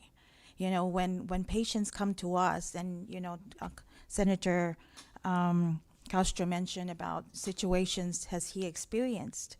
So those are some things that we can come to the table and actually get resolved without having to go through. There's no one's going to be burdened. And at the end of the day, we're going to resolve an issue of a concern, especially when it's right. If it's fair, as Congressman Odin mentioned, is it fair? Is it justifiable? Is it right? But we also have to be mindful that we're not gonna. Our goal is not to pass any burden over to the patients. In fact, the patients actually get a lot from CHCC, despite the fact of the little funding that we get. We have a lot of uncompensated care. We are not an entity that gets so much funding that it really covers the uncompensated care again. We are still, despite the fact that all the bills that we provide, we get a cut, right? Even for Medicaid, for example. Medicaid pays us 83% of our costs, not our charges. Let's be clear about that. It's a cost. So 17% has to be burdened by somebody, and it's the hospital that takes that. There's still $5 million that's owed for medical referral. We're fronting that. It's in the law that the government pays for that, yet we're fronting it. And in fact, it is actually part of our next discussion in our agenda for the board to decide when to stop, because the CNMI governor has told us to stop. In fact, it's illegal for us to be even paying for it, but yet we are, because we have that compassion for our patients. We already have that. So the concern about, what is CHCC doing? What is the practice, a fair practice? We are literally, basically, in the process of getting an EHR that is basically above even a lot of the territories that are using right now. Guam is impressed with the fact that we're signing up with Meditech. They want us to sign up for something even more expensive, but that is not affordable for this region. But we love to pay for something that is definitely for us to be able to provide better services, and also to avoid errors, like as you mentioned. Those things are in the pipeline, and we're working towards that. So the 24 month period, that was at the request of CHCC, and we're very grateful for that, because again, we are supposed to go live in October. Unfortunately, the typhoon kind of moved that, and then we're anticipating to go live in February. But those things are some things that we're already doing. We understand the need for fair billing. We understand the need to correct mistakes, and those things are not going to be burdened by patients. There's never intent to even pass that on to the patients, because we're already paying for patient care, despite the fact that we're not getting reimbursed for it. So I just wanted that to be clear, that CHCC, yes, we are doing everything possible to try to get everything really a lot increase in quality for our people, because that's a need, and we're going to do it. But at the same time, somebody has to pay for the cost. And if we're putting some of our revenues towards medical referral, then that's something maybe we can stop and focus on the need of this fair billing practice. Okay, thank you. Thank you, CEO Munya, for that. I was just getting to that portion of the agenda where we actually start addressing some of the concerns that were identified by CHCC. As I mentioned earlier, I would like to leave this meeting with a meaningful product that all parties can be okay with it, And so in your letter dated January 15, 2026, to the Senate President, you did talk about the unfunded compliance mandate. But I'd like to go into the duplicative oversight of an already heavily regulated system and talk about that and see if that's something that is something that we can consider amending on the bill itself, or is that something that, so this is where I would like to solicit the members' input. And so let's talk about the duplicative oversight. So CHCC states that, the healthcare billing is among the most heavily regulated areas of any industry. CHCC is already subject to comprehensive federal oversight, including annual Medicare and Medicaid cost reports submitted to the Centers for Medicare and Medicaid Services, regular federal compliance audits, the No Surprises Act, balanced billing protections, the Fair Debt Collection Practices Act, and continuous oversight by both public and private insurers. Notably, the Federal Energy Regulatory Commission, Federal Communications Commission, and Federal Trade Commission's billing rules cited in the bill's findings do not apply to healthcare. Rather, healthcare operates under an entirely separate and more rigorous regulatory framework administered by CMS and the U.S. Department of Health and Human Services.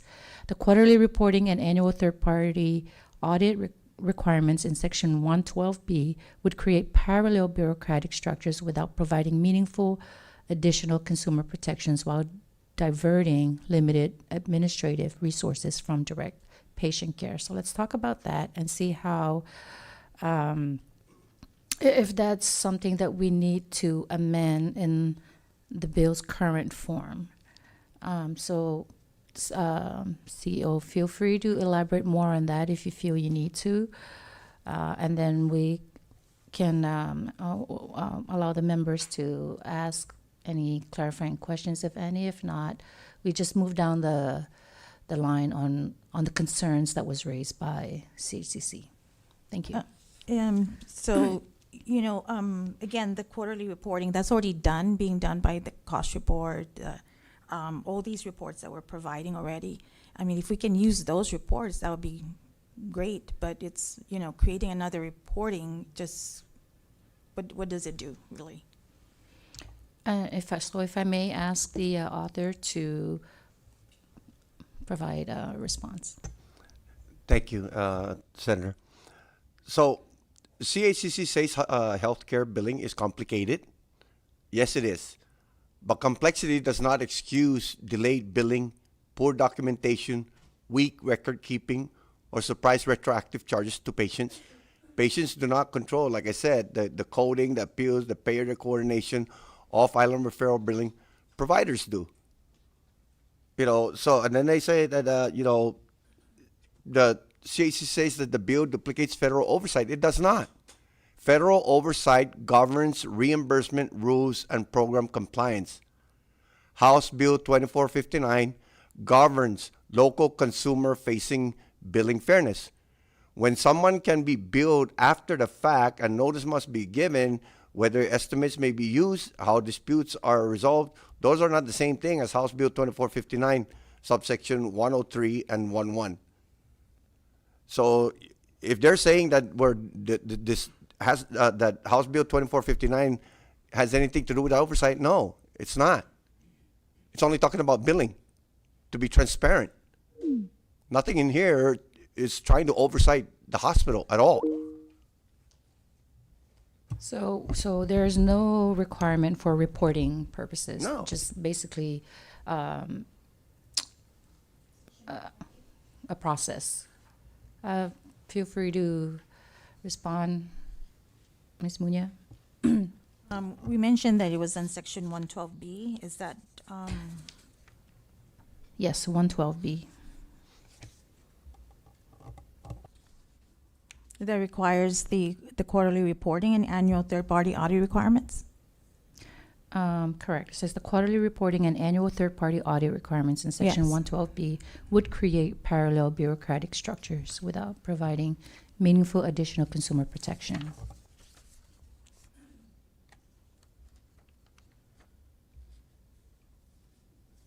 If it requires us to report, it's something that, again, we're already reporting, then, that's something that can be utilized. That's what we're asking for.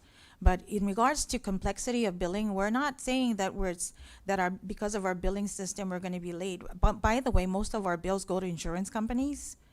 They're literally being reviewed by insurance companies. So, you know, when talking about consumers, the consumers will get their bill after the insurance adjudicates the claims, if there is anything to pay. But most likely, nothing gets paid. I mean, nothing gets billed back to the consumer. Okay. So I think we can all be on the same page when, so the duplicative oversight can be, actually, we don't have to take care of that at this time. Can we just go back to Senator Manny's issue with his dad, where his dad's billing was issued a year later? How that could have happened, maybe? I don't really know exactly. I don't even know if he actually approached our staff about it. Maybe that's something, maybe we can sit down with him directly and understand it. And he said he mentions Medicaid. I doubt that he was billed anything at all for it. Medicaid, if Medicaid pays for everything, and even if Medicaid doesn't pay for all, you usually don't bill the patient. So I'd like to know more details about his situation. I just don't understand how he could have gotten a bill when you have that kind of insurance. It doesn't make sense. Okay. Okay, perhaps maybe that is something that he needs to take. Absolutely. And in fact, like I said, mentioned earlier, anyone who comes to us, I mean, we've given things away. Even during this disaster, we're giving oxygen away, despite the fact that we usually pay that up front. We give things away. So, whatever the situation is, if we've made a mistake, we take that mistake and correct it. Thank you. Thank you for acknowledging that and recognizing that, things like that do happen, and it's important that they bring it to the hospital's attention to address. So moving down then to risk of more aggressive collection practices and higher patient costs. Is that something that you would like to elaborate further, or?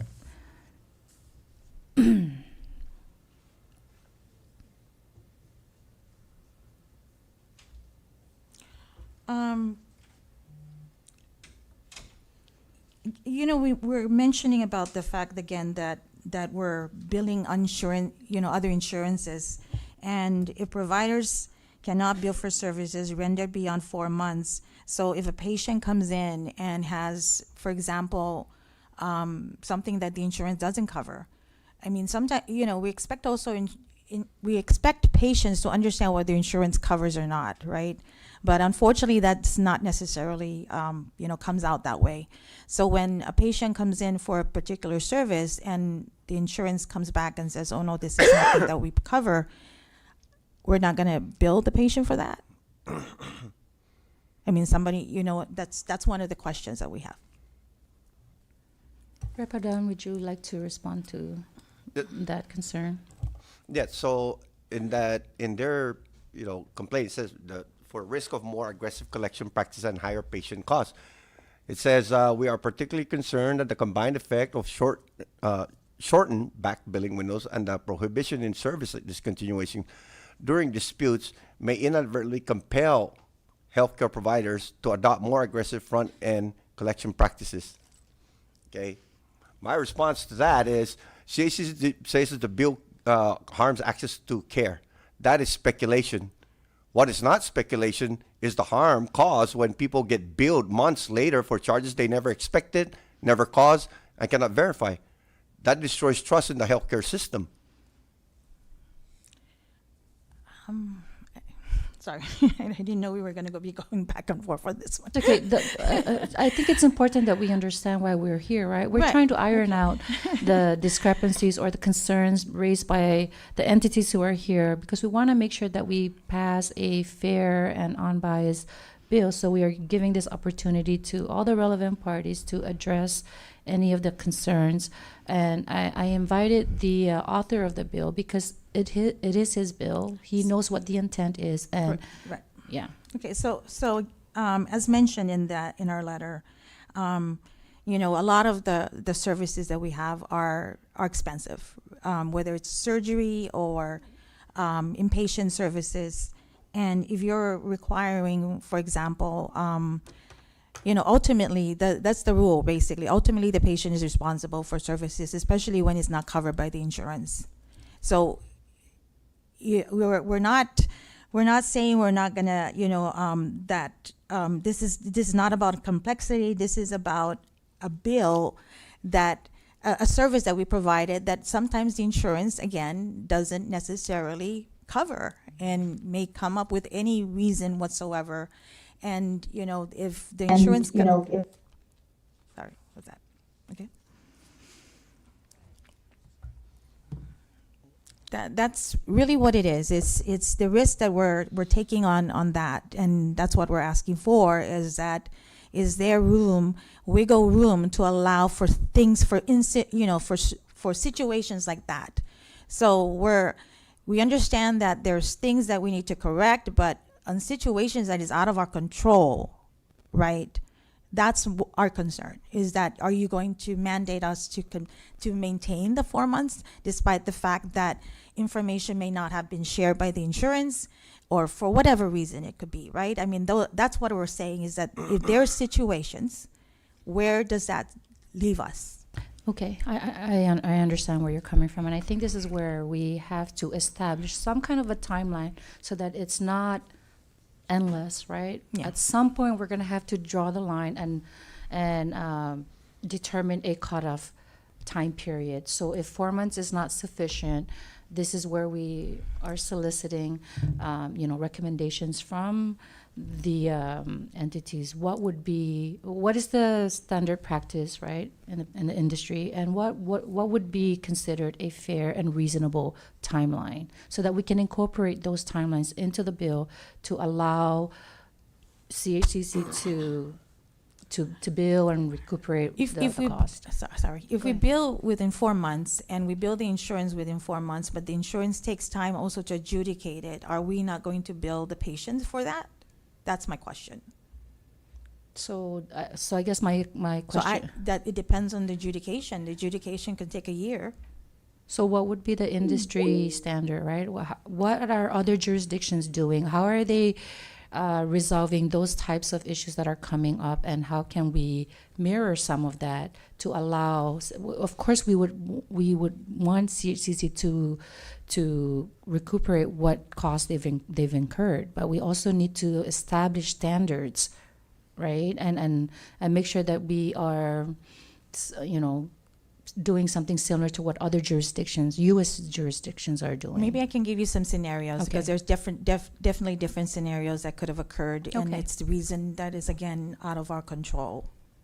But like the mention of billing 4 months, that is not the question that we're asked, that we're concerned with. It's just when it goes to someone and it's not in our hands, who makes that decision to expedite it. They're not required to expedite the processing of adjudication. It's a year. Right now they're actually allowed for a year. A year, okay. Yeah. That's what the insurance companies, I'm looking at legal counsel here, Okay. Yeah, because I think that is the allowance for insurance to come back and process. So in my mind, I'm seeing these, we're not trying to establish hard deadlines, right? We're trying to establish a reasonable timeline, and definitely with exceptions, because there's always going to be anomalies that come with every situation. So we have to prepare for those types of situations. So this is where we really need to get some feedback as to, what types of situation we can encounter, what are the exceptions, what are the reasonable timelines that we need to extend. These are the kind of dialogue that we're looking for, so that we can incorporate that into the bill. I'm pretty sure there's two sides to every story, and it's just to me, it's important that we understand both sides. What we don't want to do is create more hardship and hindrance to any of the entities who are going to be affected by this, right? But also making sure that our consumers are protected and they know what they're being billed for. So essentially, we're just trying to establish a timeline here, and what those exceptions would be, and what are the recommended additional time or extensions that we need to give the entity to bill. Dr. Habner, please. Yes, thank you. I like to offer a perspective. So in healthcare, healthcare has been running for many, many years. Care has been provided for decades. What has changed is rules and compliance and requirements evolve over time, and they have strengthened. But it's all based on agreements and regulations that we are mandated. If you're participating in a federal fund, you are required to comply with all requirements in healthcare billing. I'd like to share too that there's a difference between insured and uninsured. Insured is where they have insurance coverage. They pay their premiums and they use it when they need it. There are contractual obligations of every provider that when you enroll in Aetna, Stay Well, Take Care, that you, myself as a provider, has to come into agreement and negotiation of those terms and whatever is covered. It is my responsibility as a provider to understand, to know my coverage, my contractual agreements with these payers. Based on those contractual agreements, I then, in our organization or any provider organization, would have to take those into account if lab is not covered, if certain items are not covered. That would then be the cost, unfortunately, of the individual, of the patient. But then they would have to be made notify immediately that your insurance covers your treatment, but not additional ongoing treatments. So there's those complexities with that. As far as from a professional expertise, is that when you have coverage, there are timely filing requirements. It all varies between different providers. So you have 60 days, you can have up to a whole year. Rarely, seldomly do you see them pass a year. I will like to say too, I deal with payers all the time. From Medicaid to Aetna, significantly different practices. Absolutely. I mean, obviously other practices are manual where you have the private payers, Aetna, Stay Well, Take Care, who are electronic. And we submit our bills electronically. The adjudication process, yes, there may be times when it takes quite some time, but what we're submitting is the billing on behalf of the service rendered at the time of the visit. It is our responsibility then to submit that bill at the time of visit, which we submit our claims at the latest every third day. And because what happens is that when you exceed the timely filing, you can't recoup that anymore. I want to also put a perspective on the uninsured. That's where the guardrails should be placed, because then you can bill them 5-10 years down the line. But what happens when I'm reading the law and dispute resolution, I appreciate that dispute resolution has the turnaround of 60 days, and where the patient or the consumer has 60 days to come back and dispute their bill. Because what happens is recall bias. After 60 days, I don't even remember what happened 60 days ago. It's hard to remember the details, or when you're ill and you're getting care, it's hard to remember or to think about what shot I got or what was offered to me. So I appreciate that guardrail, and I'm here not only in my professional capacity, but as an advocate for our consumers and the patients that receive care from our local providers. That is something I know. One of the other comments I would make is the service provider's response. I can understand that 15 days sounds a bit aggressive, I would say. It won't sound aggressive for an organization that has a system in place. We can easily look into the system, look at the billing. We only bill for what we did, and we have that documented the minute they walk out the door. However, when systems are not in place, processes are not in place, I can see where that 15 days can be a bit challenging. As far as flexibility, again, when you're billing, and I just want to revert back to this comment, when you're billing for insurance companies, they have their timelines, but with the private insurance, I would say that it's not as problematic. And it may, everyone and myself and other providers have different contractual negotiation, different contractual contracts and agreements in place. But there is one thing that I've seen in common with our private payers, that they have been responsive. So I just wanted to share that outside perspective. Thank you for sharing your perspective. Recognize Representative Odin. Yes. Thank you. Thank you. So remember that this bill, so first and foremost, again, I just want to reiterate, there's nothing in this bill that talks about oversight. None. Zero. Right? And there's nothing in this bill that says that, you know, or this bill specifically also says that, you know, if the billing is correct and timely, it is justifiable to collect. Simple as that. You bill me on time, you get it. No? And it's trying to put, you know, businesses and government agencies, you know, in check to organize your record keeping so that you don't cause delays. You know what I mean? I mean, if I'm going to get billed, like let's say, for example, I receive a letter from, you know, Rev and Tax, right, that says that I owe them $5,000 because of a mistake that was not caught like 5 years ago, you know, and here we are in this typhoon and I just received that in my mailbox. I'll be like, what the hell? You know what I mean? How is that fair to anybody at all?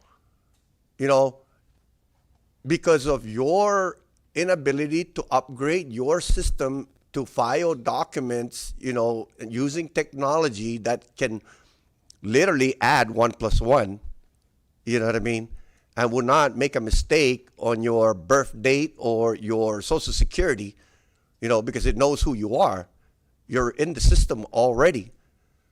But if you're doing everything manually, best believe that there is a black hole in a government agency and in businesses as well where they lose documents because you did not, you know, put it in the cloud that you can access anywhere, that any of your business partners can access, you know what I mean, that any of your insurance providers can access.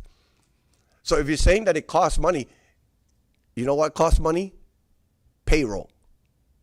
Payroll costs a lot of money. So when you're not utilizing technology to reduce your manpower costs, that is inefficiency. That is costing. So by not utilizing technology to document your record and to have a file for your patients or your customers, you are bound to make a lot of mistakes, and those are costly mistakes. A perfect example would be CUC. You have any idea how many calls I get on these water meters that are turning, but yet air is coming out of the faucet? And it's very hard for CUC to convince me that they don't know about it. You know why? Because they take reading every month. Every month they take readings on your electric meter. Every month they take reading in your water bill meter. And there's no way you're going to tell me that your meter readers are not reporting these. You know, even customers have filed, you know, submitted trouble calls. Years later, nothing gets fixed. And then guess what? They get a surprise billing for the past 10 years. But you've been looking at that meter for the past 10 years and you didn't report anything? That's just nonsense. You cannot tell me that, oh, we didn't know. What? You've been billing me with this same meter, and you're going to tell me that you don't know about it, but yeah, you look at it every month and you write my billing every month, and then all of a sudden you're telling me that it's broken? For how many years? Oh, we don't know. We're just going to guess. What? It doesn't work that way. That is like just blatant neglect, you know, on the provider side. And the same goes to the hospital. If you do not keep accurate records for your patients, you know, to bill them properly, that should not fall on the patient. You know, that's my 2 cents. Thank you, Rep. Odin. Recognize Senator Manny.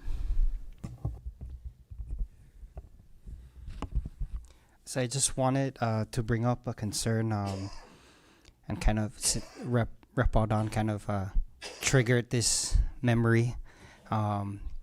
but a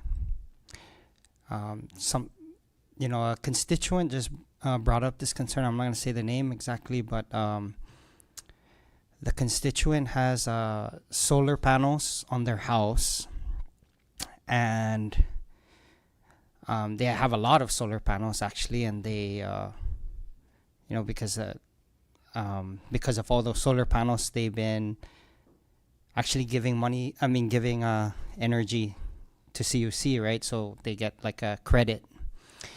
Then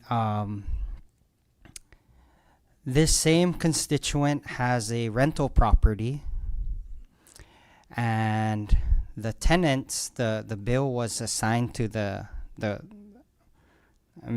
meter, I guess, was under the tenant at that time.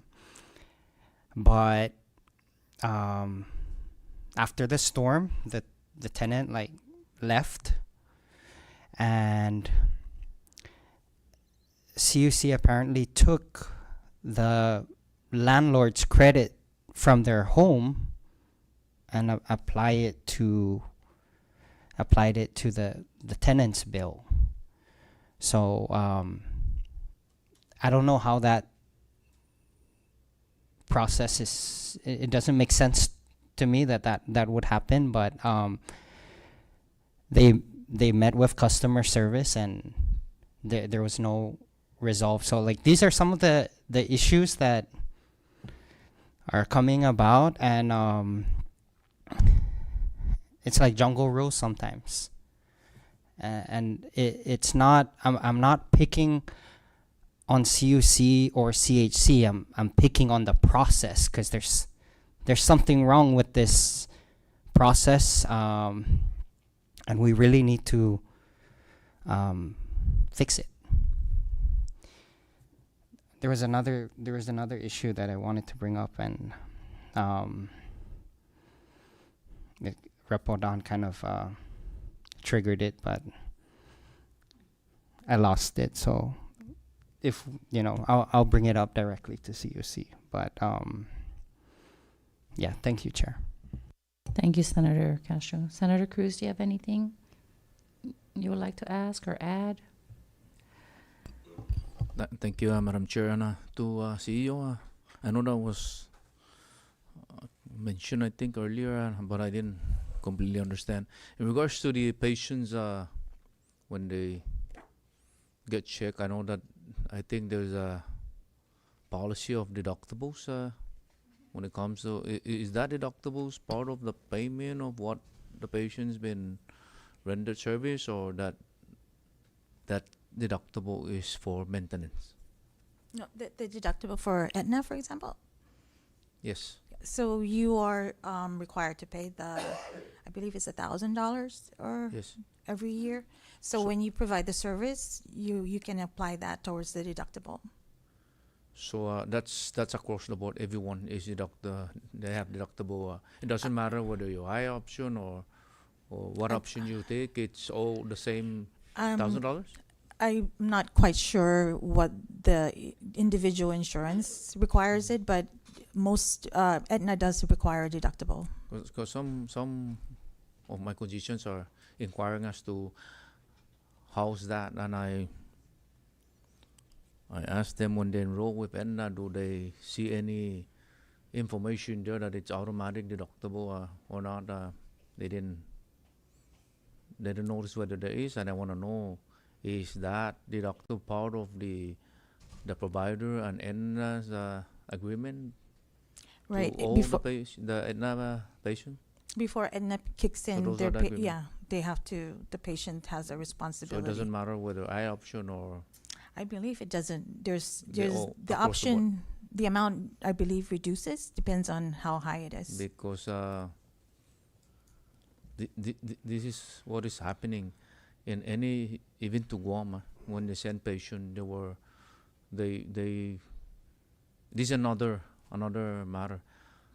They were charged with the co-payment, the 20%, but when they go to foreign country, it is 100%. Do you have any idea as to how is that? No? So the insurance for Aetna does. So that's the insurance, not the not for not CU. the hospital sending patients to No. to a foreign country? Yeah, foreign country, yeah, right now it allows for 100%. Okay. So Okay. So they don't have to pay. I hope, because this is live, I hope those that are inquiring as to how is that deductible, no, because most of our people, when they enroll, I think all they does is just to enroll to have an insurance policy. But I guess whoever's handling that, I hope they're listening. That whenever someone is enrolled to Aetna, they should have a well explanation to before they even sign that agreement. So again, Correct. thank you for that You're welcome. response. You back, Madam Chair. Thank you, Chair. Thank you, Senator Cruz. Okay, let's move down the line. So I want to touch on the additional operational concerns, specifically Section 109D with regards to service discontinuation prohibition. I think this is important that we address this. So on the letter, it states, unlike utilities or telecommunications, healthcare providers are bound by EMTALA and ethical obligations to provide emergency care regardless of payment status. The blanket prohibition on discontinuing services during disputes without distinguishing between emergency and elective care could transform billing disputes into indefinite payment avoidance mechanisms with no corresponding recourse for providers and our health system. So let's talk about that and how we can help to make sure that that doesn't happen. CEO. So, our patients basically go through the emergency room, and they're treated there for emergency purposes regardless of payment status. And that's what we're asking for, is that when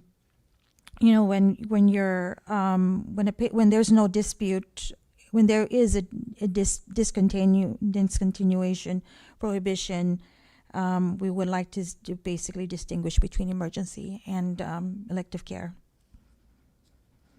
So are you saying that, for instance, when a patient comes into the hospital through the emergency and they don't have an insurance, obviously, does CHCC still bill those patients? Oh, yeah, we have to. Okay, and then. But it is after. Oh, after. Yeah. So how much time? So it after? could be for someone who comes in for trauma, for example, that will have to be discussed afterwards, and not. Yeah. Okay. So so let me see. So the recommendation for that, I think is number. Can I? Are we going to be here? I mean, sorry, I have another meeting. Are we going to go for every single? I just want to make sure that I take Okay. your concerns and address them on the bill, Okay. because what I would hate for us is to move forward with the bill and not allow you the opportunity to provide, Well, I want to make it clear that we're, even despite the listing of items that we listed in our letter, and again, we worked closely with Representative Odin and addressing some of the concerns that we've had. And, most of them actually have been addressed. And Okay. there's, the issues that we brought up, mainly about tolling, right? It's about, Okay. About the patients being, when we're billing insurance companies and we're expecting, yes, you have contractual agreement, but there's also some resolutions that need to happen. There's a process in resolving a claim, and that needs to be, it may take time. So yes, there's definitely contractual agreements that we have. Everybody does that, and we honor that, and we respect that. But there's also a need to make sure that there's time allowed for that resolution to happen. And so that's what we're specifically asking for, is that when that happens, the scenarios may be different, and we want to be able to have that opportunity to describe those scenarios so that it can be considered. But otherwise, the bill in itself, like we said, there's some concerns, but, we listed those. Okay. And if there's, additional, costs for it, again, we're not going to be the ones to pass it on to the patients.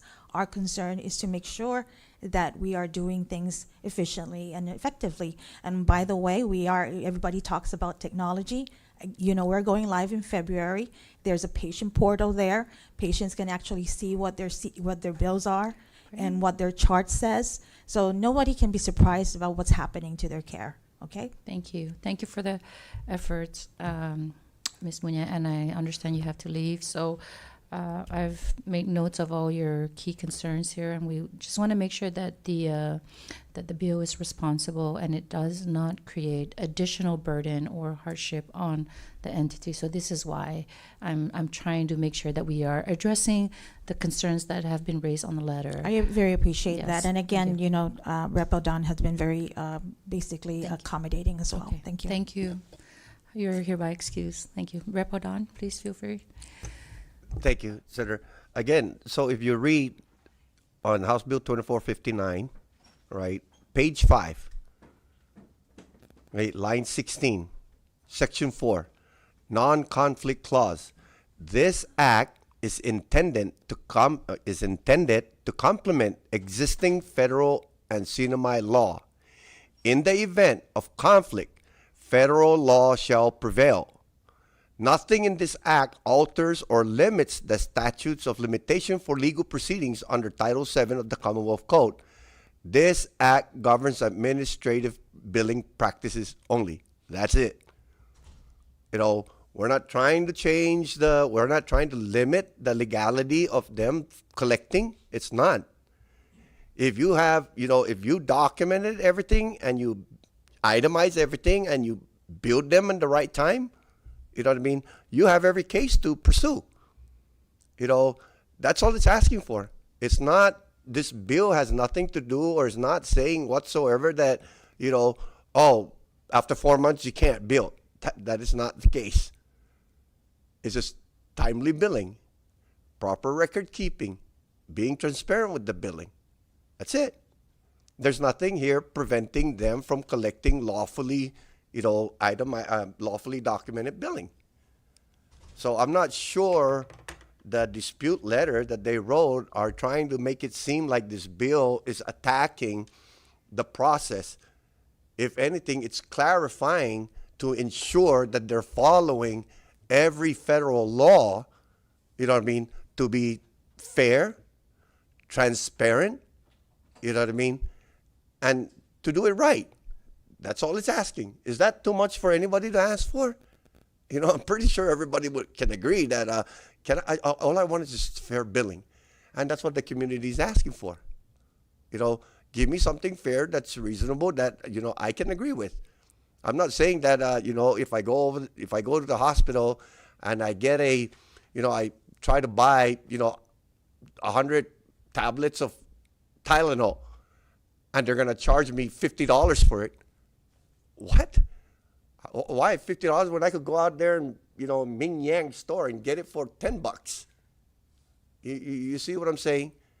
So those are the things that the people are just trying to figure out. Why does it cost so much to buy here with my insurance, than just going out there and buying it for $10?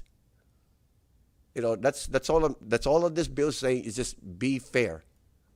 Thank you. Thank you, Rep. At this time, I'd like to call for a short recess, please.